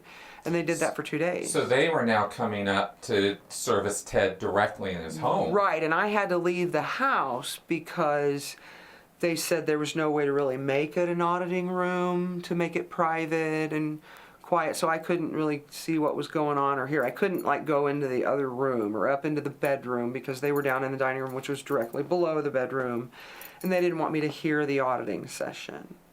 I don't know if the two of them were both in the house or if one went into the garage or whatever. I don't know. One was the auditor and one was not. So I think Steve was the reg, or acting as the reg in that capacity because it's a mission. Who knows how many hats he had. But the other guy was the auditor. Mm-hmm. And the other guy I hooked up with again, not hooked up with, but I met up with again in LA when I went back down later. So I had a terminal down there that I could talk to. But they came up and did some auditing, and for that, after that cycle, he somehow got on at Mountain View. And he started doing more and more stuff over there. And Mountain View was significantly closer to you. Yes, it was across the bay. Mm-hmm. You had to cross one bridge and then go down the peninsula a little bit. There was also the San Francisco org, but I don't know what caused him to choose Mountain View. That was him, and I was just like on the outside. I was on the fringe of these cycles. I don't know if I sat in on a reg cycle at all. So they had not yet directed any of their efforts in your direction? Why don't you get a session? Have you read Dianetics yet? Did you listen to this tape? There was. I think once when we were in Beverly Hills, the time we were there together, I went to the mission, and while he was still in session, Steve ruined me and sold me a book and a tape or something, and I think Ted came back to the hotel room and found me in this state and was upset about it, that they had done that. And he took the book... And let's be clear, because we're not talking about an 1800s definition of ruined. Nobody did anything horrible. It was... What they did was they found the thing that you considered was ruining your life. Literally, they triggered an anxiety attack, is what they did. Perfect. Thank you for saying it that way. They triggered an anxiety attack in me. And I was not one really to have anxiety attacks at that point. I had some moments in basic training, but that's, again, sleep deprivation training thing where I thought I might be a little anxious, that might be along the same lines, but he triggered a full-on anxiety attack. And Ted went up and took the book back and made him give my money back. And really? Yeah. And they came up after that cycle and did the thing. But we're talking like a $15, $20 book. I'm a college student, and he was mad that they were taking money from me, and because I made my own money. He paid the bills in the house and things like that, but I had my own money. I was a pedicab driver. I did the bills at the dental office, for the office. I did the billing. I waited tables. I did all kinds of stuff. So you were an independent woman. You were doing your thing. I mean, it's not. We had an exchange. Yeah. We understood the concept that was later introduced to us of fair exchange, because we were already doing that in our relationship. We had a really good 2D. We didn't have traditional roles, but I did do a lot of the cooking and some traditional roles. And by 2D is meant in Scientology, the second dynamic, which is either sex, the act, or everything connected around it socially, family, having kids, raising kids, anything connected with that activity or that sphere of your life. Homemaking, taking the kids to the play or to the sports or to this or to that. Any of that activity, anything you're doing with your husband, anything you're doing with your wife, any of that, second dynamic. Yeah. And we had a wonderful 2D. We really did. I thought. That was my perspective. We had dinner together every single night, no matter what happened. We always had dinner together, and it was always something fun, because we had a lot of fun trying to make these recipes. People are doing the box things nowadays. We did that. I did that from scratch. I was pretty good at it. So we had a lot of fun with that. May I ask, let's return back to the ruin finding thing, because I want to ask you a little bit more about that. I recognize it was difficult. I mean, you had an anxiety attack triggered. Not unpurposefully. I mean, they are trying to plumb the depths of your personality to find the thing that is ruining your life, and they're not shy about it. They want you to be emotionally wrought when they are done, because that's the whole point. He was very successful, and it probably took 15 minutes. Wow. They're quite good. Yeah. They're quite good. Yeah. So, is there anything more you'd like to share about that? I don't want to pry. Well, that ruin had to do with the childhood trauma, and it was very much on sex. Okay. So they kind of turned some stuff around on me that I was already okay with, and I was like, wait a minute, and I can't tell you what he did. Okay. There's a whole technique to ruining somebody. They teach a class on this, I think. How to do it, and it's an evil thing, if you ask me, to purposely manipulate somebody into that psychological state in order to get them to do what you want. And I didn't know that's what had happened to me. I thought that what he did was an accident. That's what he said. But I learned about ruin later, but I didn't put together that it wasn't an accident, I guess. I didn't go back and clean all that up, is how you would say that. Fair enough. And they're certainly not going to sit there and clarify it for you. Absolutely not. Right. I'm sure he felt horrible, but, he still sold you a book and took your money. I don't know that he felt horrible about it. Exactly. He was very skillful at it. He sat in that chair much like, the evil psych that they talk about that's going to fuck you up would do. I mean, he looks like the guy when he's doing this. He comes it's a wolf in sheep's clothing thing. And they do that really well. Yeah, they really do. Yeah. It's how they get all those doctors and veterinarians and chiropractors. Yeah. Yeah, so... Because they're people, too. And the funny thing is that people think that education is some kind of proof against that. Exactly. And I also felt that same thing. Yeah. I wanted that education as proof against the world for myself. Really what I wanted was more experiences, which I learned, Socrates, I think, I learned that I know nothing. I just wanted to have more experiences. After I learned that I knew nothing, I was like, well, the only way to fix this is to just do more stuff. And that leaves me open to things like Scientology. When I was a kid, as a Mormon, as a Jack Mormon, I read Cosmopolitan magazine. I wasn't supposed to do that. I read Scientific American, Smithsonian magazine.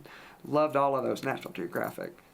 Very informative stuff about other things. So I always wanted to try other things. And that 6th grade teacher, one of those reading classes that we did, he suggested that you could either do one thing for the rest of your life, or you could do a whole bunch of things and be able to talk to anybody.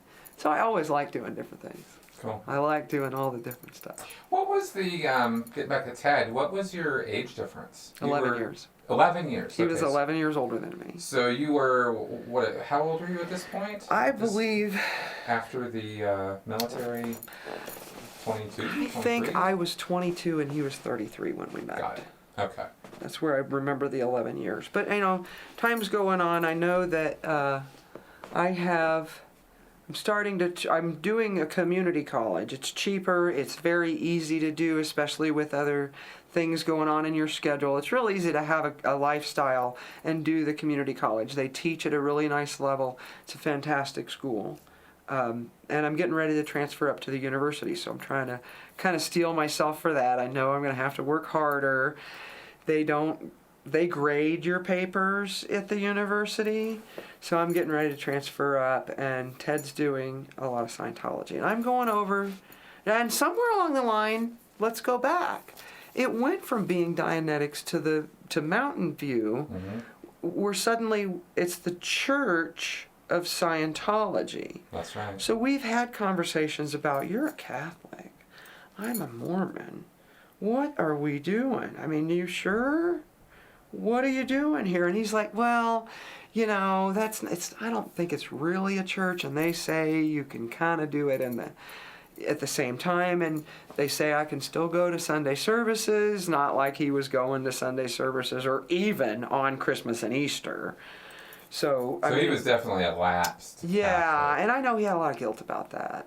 All right. From the family. Was his family, I was going to say, was his family practicing, or were they lapsed too? No, they were all lapsed. They just all felt guilty about it. Okay, so they just liked running the familial guilt trips. Right, they wanted everybody to know they were Catholic. Right. Right. Wow. Even if they're pretending not to be never lapsed. Never twice. We went to a wedding once. That's the only time we ever stepped inside a Catholic church. Wow. But we went into several churches of Scientology. And maybe some other weddings too, but we went to one Catholic wedding because they're long. Yes, they are. But if you got a good priest and he's a drinker, he's going to move it right along for you. He's wanting to get to the reception because they got him a bottle as his gift, and he announces it. Says, I'm going to get to this. So you had some attention on the potential conflict, but you have a conversation, it basically sorts out. We were sitting in his back office, and he had had a conversation earlier that day with both his mother and his father, who also worked in the office. His father was a dentist, his mother was trained dental hygiene, and she worked in the office. She gave me the bills to do usually. So we all interacted with each other. But there had been some tension earlier that day, and he said he was talking to his parents because they remembered a guy that they knew. He was Ted's age, that had gotten into Scientology and had spent all his own money on it, and then was asking his family for money, and he just needed a little bit more and a little bit more and a little bit more, and they said he got worse and worse and wasn't getting better, but kept talking him out of the money. And I don't think the guy dies at the end of the story, but I don't think it was a good story. And the word cult was thrown around in there, and I'm like, well, what about that? And I think we talked to the people at the org about it. Of course. And they said something like, and I don't remember if we together talked about it, but I did talk to somebody at the org, and Ted told me what he believed following his conversation with people at the org, I think. It was one or the other, but I remember having a conversation with somebody. Maybe I had two separate conversations and asked again. Because I did research things where possible, and you use whatever's available, but, I'm not going to the library. And it was, that was a bad cycle. That was wrong tech, squirrel tech. These were the church's explanations for why this guy had taken all this money, spent all this money, got worse. And I think he ultimately went crazy is how we described it at the time. This is the 90s. We wouldn't use such words today.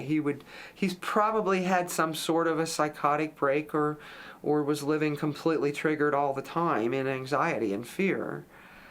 He was definitely not okay. I didn't see the guy firsthand. I didn't know the guy firsthand. It was a story to me. But it was a story to Ted from somebody that he knew.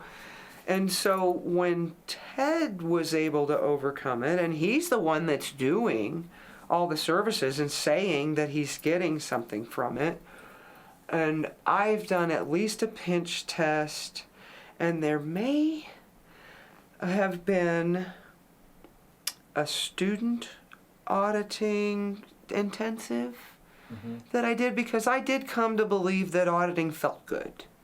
Sure. And let me explain that when people in Scientology, public Scientologists, go and take classes, the ultimate goal of the classes is to get a person up to the level where they're trained to become a Scientology auditor.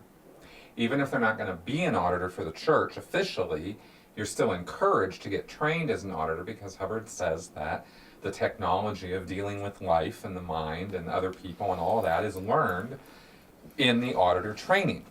So everybody in Scientology is heavily encouraged to go all the way up the training levels, as well as the auditing side, the counseling levels. You do both. And training is significantly cheaper, so a lot of people do a lot more training than they do auditing. Yeah. That tends to be how it goes. But along the way, while they're doing student auditor training, they have to practice at some point. They need to actually do some auditing on somebody, and that auditing is usually done on another student or a family member of a local parishioner or something. In this case, Right. you know, you could have been pulled in. My very first auditing was student auditing, because I was taking classes and this auditor needed a pre-clear, a person to audit. I'll do it. Hey, Chris, you want some auditing? Sure. And so, you know, I proceeded to do that and had my first taste of auditing as a student. So that's a common thing within how Scientology works, that people could get student auditing. Yeah, so it's not, I think I had that from our friend Kate doing some, and I don't know if we paid for that. Was there like a It's usually half free. price? Okay, so then I Yeah. just got pulled in for that. So Yeah. somehow I knew that auditing felt good. Mm-hmm. But I don't ever remember buying an intensive, because I'm still a student. I don't have, much money. But Ted's paying for services, and he's doing stuff. And after, we did our initial talking, I really think I got talked into doing the STCC at Mountain View. I don't Okay. know if there's a completion out there somewhere that shows where I did that, but I did TRs and objectives in the Mountain View classroom. I remember that, and I Yep. think those are contained in there. Most of the other classes I remember doing, and not necessarily at Mountain View. I did purification, I did a drug class, I did problems of work, did a Mhm. marriage thing, Mhm. I did some of that stuff. But So the those only are thing all- I did at Mountain View was Yeah. I did that class, and I was on a meter, and I think I came to be in front of a student, and I believe that was Kate. And I think we got to do quite a bit for her, because there wasn't a lot of people there. And I was like, this feels good, but I can't afford this. Right. And so they suggested you can join staff, you can, join the Sea Org, and we were nowhere near Sea Org. Remember, we didn't see Sea Org people running around, and I was like, I just got out of the military. I'm not doing that, and I'm really not that interested in finding a way to get this. I mean, because I'm already finding a way to pay for college. I'm finding a way to have my own money while I'm doing that. I don't really want to add more stuff in there. I'm doing it because Ted's getting some wins. He's thinking he's doing great.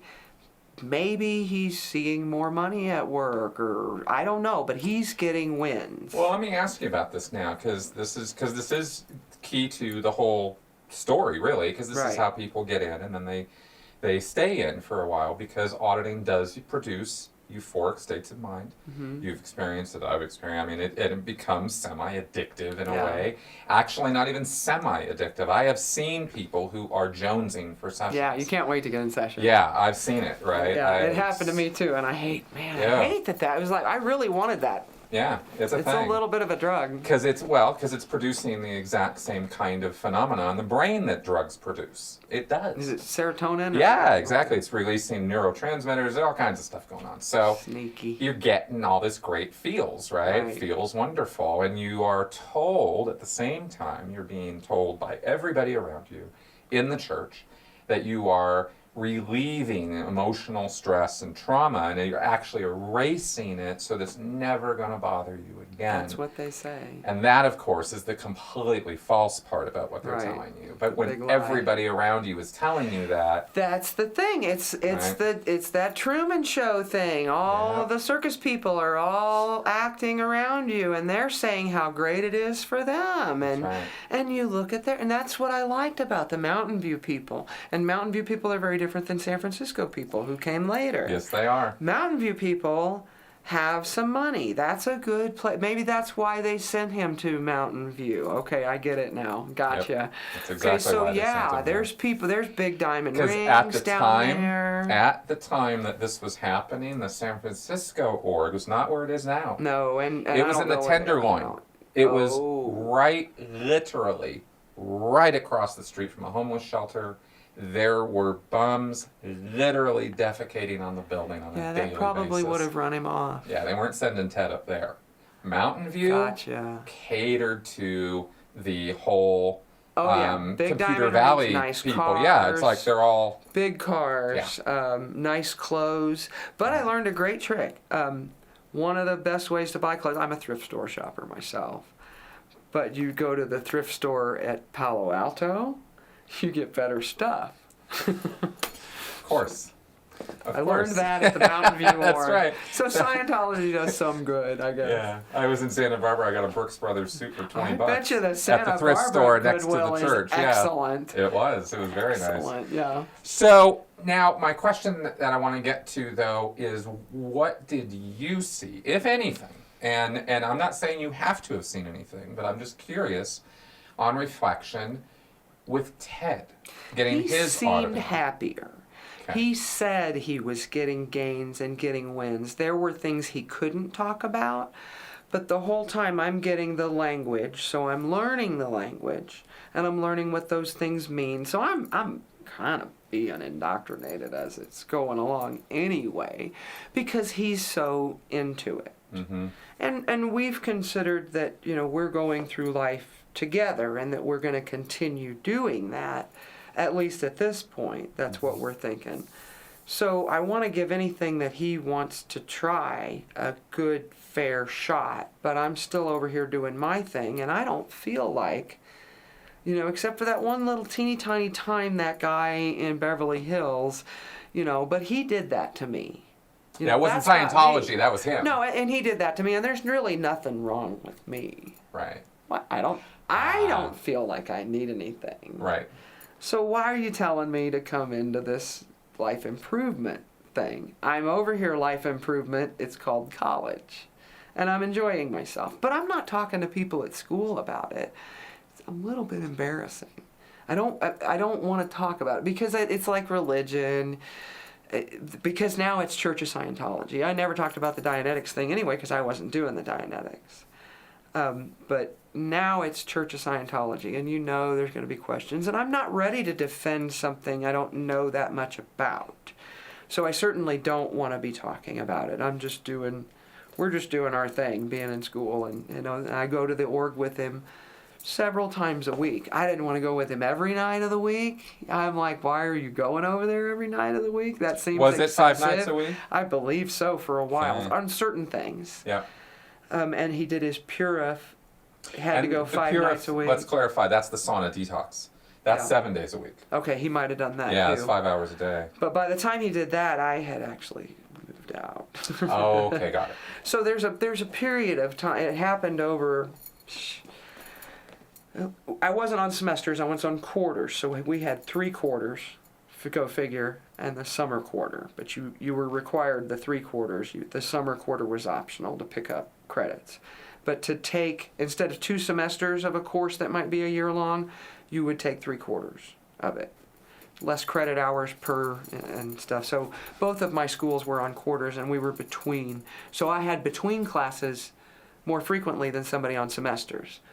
So I did something between classes, some auditing or the STCC or something like that. And we were coming up on, I was going to go to the university and he's doing all this. And he's starting to want me to do more, and I'm like, I'd have to go get another job. I don't want to do that. But then I'm starting to think he's really kind of getting ate up a little bit. And that he's going to go into this thing, it's going to be his new group. And I'm not ready to go all in like that. We're kind of pulling apart. He's still doing it. And I'm probably still going over there occasionally, but I don't like that people are starting to tell me I need help all the time. that they're telling me L. Ron Hubbard said so. I'm a science major. I understand what you call source. Check your sources. Why, this guy's no source to me. But over time of doing that, but you do start seeing people, the nice looking people, the people with money with the nice cars, and they're all giving Scientology openly the credit for all of this. So I can't not see that.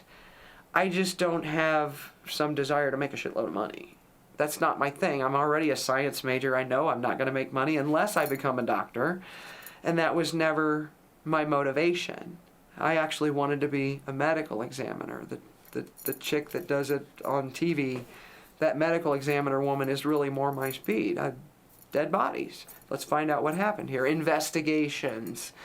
I didn't want to heal people. I didn't have some idealistic thing of finding out what was wrong with people, but a postmortem really excited me.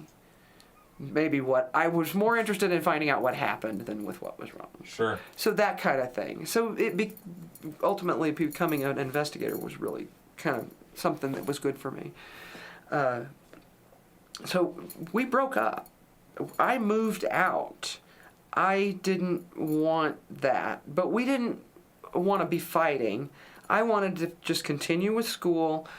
You know, I'm going to go do this. You go do that. We're not dating. We're just going to do this. There's no accountability in that. I'm moving out.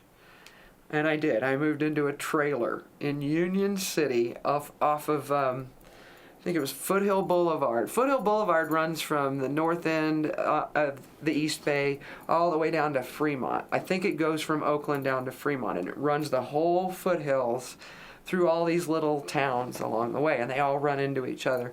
And Union City at the time, if you look it up now, it's completely different. Union City was completely industrial.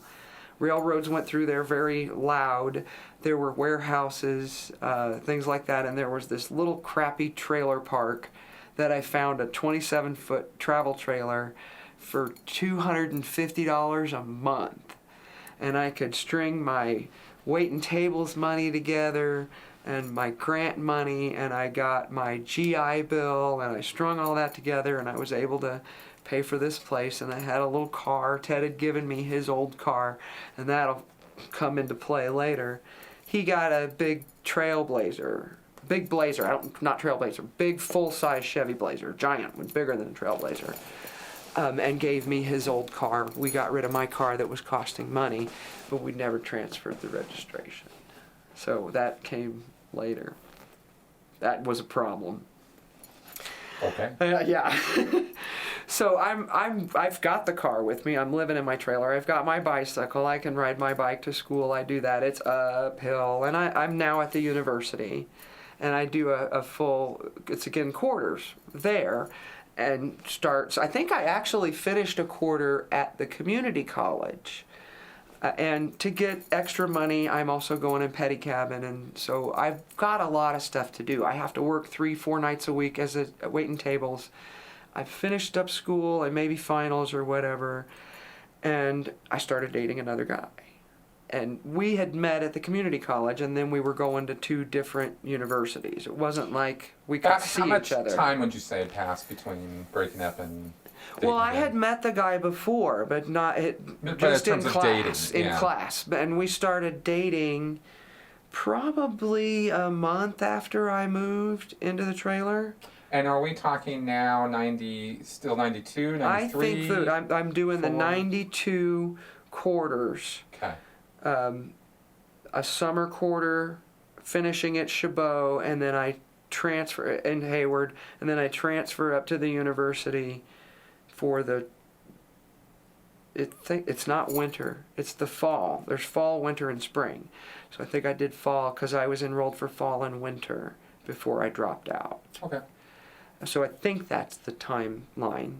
So I did the summer thing. That's when we were starting to get together with the other guy. His name was Jason. He came into play later too. Wait, who was Jason? Jason is the guy I started dating. Okay, got it. That we met at the community college in class or chemistry, and I went to this university up here and he went to that university down. There's a lot of universities there.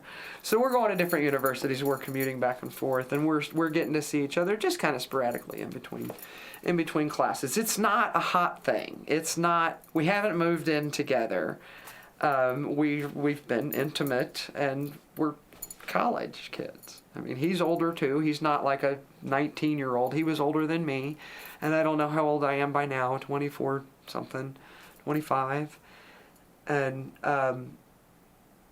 Ted has started a thing where he didn't want me to move out, but he let me move out, is how he put it. He didn't want me to do that, but he let me. He wanted to give me some freedom. That's how he told it to me later. I was like, okay, I see that. But he started showing up at the house, my trailer.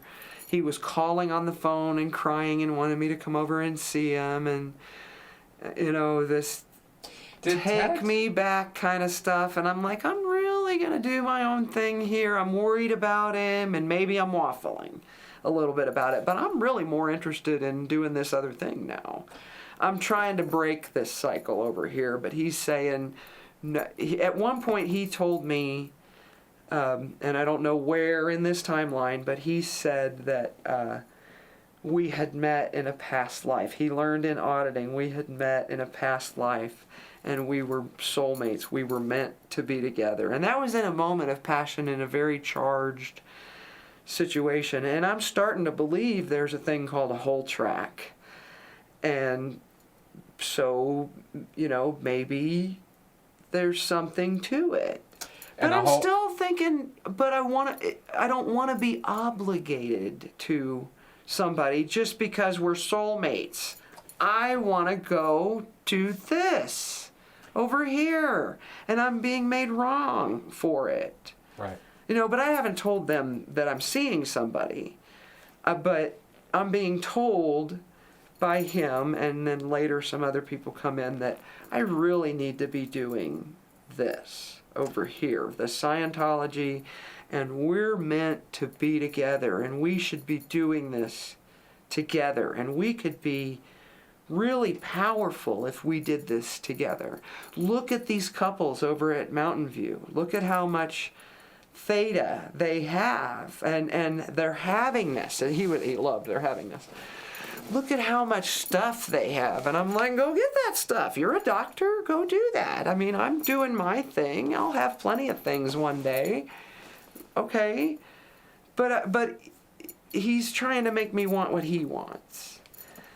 You know, and I'm waffling between the two. And now I'm just an emotional mess.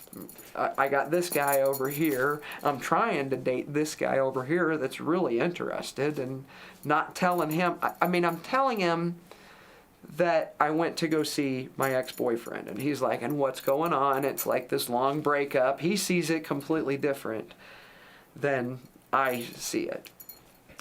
And at some point I told him, well, there was this thing, I told Jason, there was this thing about Scientology, and he's like, aren't they a cult? And I'm like, I don't think so, but it's kind of weird, and he wants me to do it, and I don't want to do it. And he goes, well, don't do it if you don't want to do it. But he was really cool with the early stuff.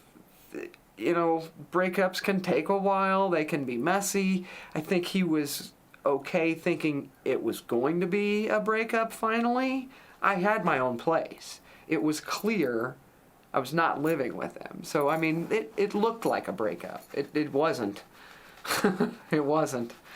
Well, let's get to that in a second, but let me clarify a few things for people that, because this terminology is going to keep hitting you upside the head with this as we go. So, just trying to clarify things as we go.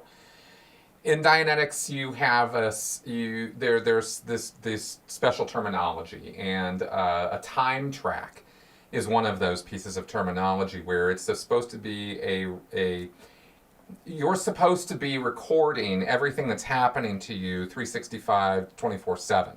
And it supposedly all goes up here. This is according to L. Ron Hubbard, right? This old ways of thinking about how memory works. We now know that that's not how memory works at all. But L. Ron Hubbard was convinced that that's how it works. And so he said that the collective recordings of your entire life from birth are called your time track.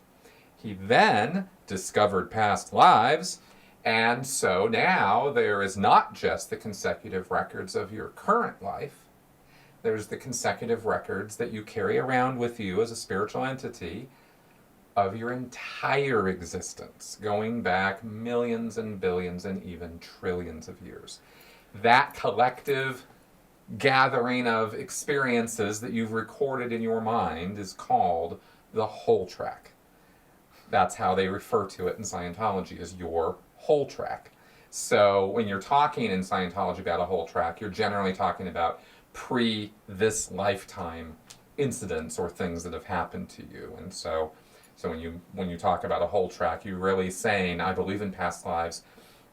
And not only do I believe in past lives, but I believe I remember and am capable of remembering any moment that has happened in all of those billions and trillions of years. So Scientology goes all in on that belief, and they're very, very serious about it. It's not a flight of fancy for them.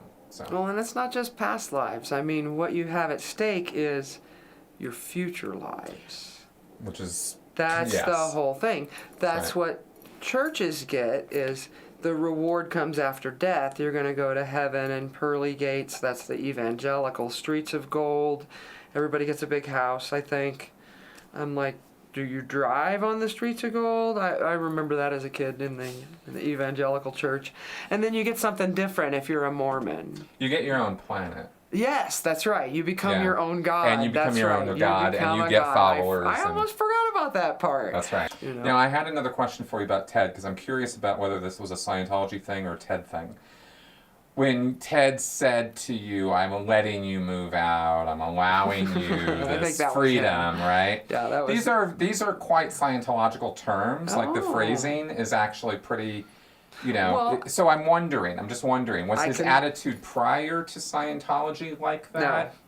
No, never. He was never possessive, controlling. We had an awesome relationship. It was very symbiotic. It was a mutual exchange as far as how we ran our household. If one couldn't do it, the other did if it needed to get done, or whatever. It was a beautiful, loving, happy relationship. And then so we can point to Scientology and say, during this time, you mentioned earlier, he was getting all this auditing, he was going all in, he seemed happier, and yet at the same time, he's also becoming a bit more controlling. Right. Yeah. Right, and I've remembered a few things about that. He's desperate for me to come back to the house, and so I shine him on with, I really got to finish this quarter, and I've got this lease. So I guess that kind of made I didn't really make a promise, but it was like, I've got to finish this, and I've got this lease, and so I kind of didn't want to talk about it. And it wasn't just one time, several times he would call, and I'm trying to ease this for him, and he would ask me out to dinner or whatever. Hey, you want to go get a bite to eat? And nothing really formal. We weren't dressing up and acting like a couple. Just, we had always eaten together, so that was not unusual to try to ease his... It was a bad idea, but I did it anyway. Thinking that you were trying to ease him off slowly. I did love him. I can't say that I stopped loving him. I didn't want the way that our life looked like it was going to go as a couple. Not that I was being swept up in it at that point. I think that I was later. I just did. That's not what I wanted to do. I didn't want to do that. And I can't say we were fighting, arguing, but this was just not the way it was going to go for me. It just wasn't into it. But I didn't not love him. I did love him. And I didn't want him hurt. And again, I was worried. He never told me he was going to kill himself. But that was just that overwhelming feeling that I got. And I'm being triggered into anxiety attacks too. That's not, I'm being all reasonable when he's calling me and being emotional. I too am becoming emotional too. We had a lot.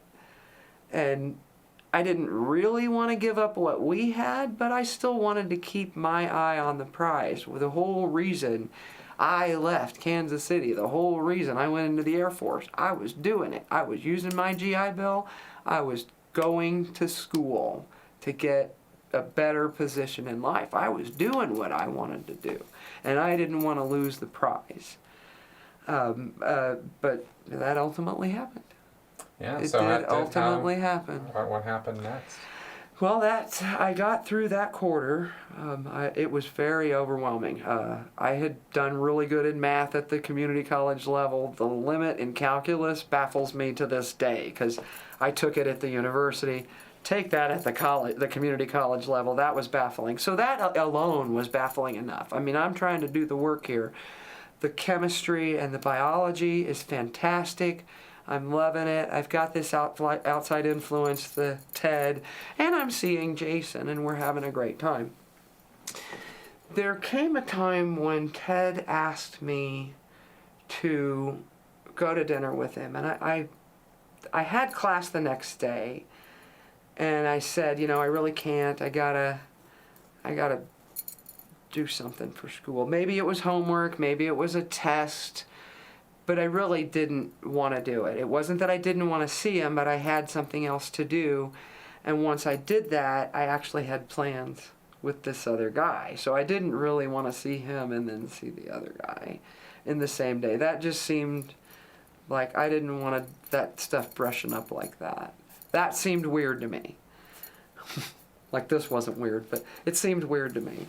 So I didn't want to do that. And he bugged and bugged and bugged and bugged me, and I finally said, fine. I would go to dinner with him, and I didn't ask where we were going. And he picks me up, he picked me up, or I met him somewhere.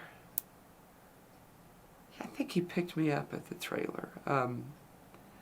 And we started driving across the bridge, which is the direction of the org. And I'm like, are we going to the org? And he goes, well, there's a restaurant over here that I wanted to try. And kind of like that. There's this, yeah. What's going on here? And I said, are we going to the org? And he goes, I need to stop by. And I'm like, yeah, I thought so. I didn't really want to go to the org. Because you're going to get people, and I think I'm used to kind of being regged at this point, and I just know I don't have any money. This is my party line. I'm a student. I wait tables. I can pedicab sometimes, but that takes time. I don't have time to be on staff. And at some point I was on staff at Mountain View for about a minute, and that didn't work, and I don't even remember where in the cycle that was. But it was not too significant to the overall picture. But they lied. They said I was going to do one thing. It didn't turn out to be that way, so I blew off that contract, and nothing came of it. Because they're still getting Ted. He's still there. I'm with him. They're like, okay, she's fine. That's cool. We're not going to run her off. That's fine. I get that cycle now. I just thought, ooh, nothing ever happened to it. I got away with it. We go to the org, and he says he just needs to stop in for a minute. And so I want to sit in the car. I'm like, cool. I'll see you when you get done. And he says, no, why don't you come in? And I'm like, no, I don't want to go in. And so we're sitting in the car, and he starts to badger me about going in with him. And I'm like, just go do whatever you need to do and get done with it. And he goes, well, I'm going to get in there, and we're going to start shooting the shit, and it's going to take a minute. I don't want you in the car. And I'm like, well, then don't do all that. I'm hungry. I got stuff to do. I got to be in class tomorrow. Let's go. And he goes, no, I need you to come in there. And I immediately go, this is about me. What do you mean you need me to come in? In my head, I go, this is about me. But I said, what do you mean you need me to go in there? And I don't remember the exact words, but it snapped to, this is about you. You're coming in here, and we're going to talk to you like an intervention. And I'm like, no, I'm not doing that. I am not doing that. We're going home right now. I don't even want dinner at this point. And people are starting to walk back and forth in front of the truck.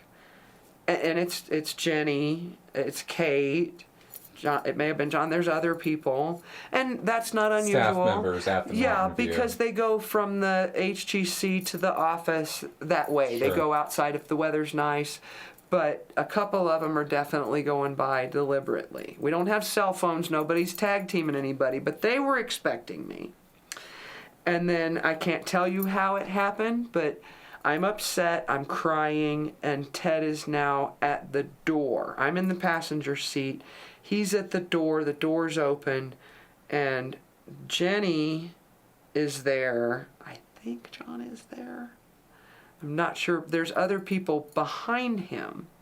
And I'm still saying, I don't know why this is all about me. This is your church, not my church. This doesn't have anything to do with me. And he's saying, I'm trying to save you. You need this. Nobody else is saying anything. This is all Ted that's saying this. But now it looks like he's got an entourage behind him. And it's not 10, 15 people. It may be 2. It could be 5. I don't know at this point, because now I'm focused and I see other people and I'm starting to feel trapped in here. And he's put his hand on my arm and I'm like, what? You're going to force me in here now? And he said, I would rather have you dead than incapable. You gotta be fucking kidding me. No, He said that to you? I am not kidding me. Those are L. Ron Hubbard's words. Yes, and I've heard these words before. I knew these words, and I knew they were Ron Hubbard's words, but it was like, he meant it.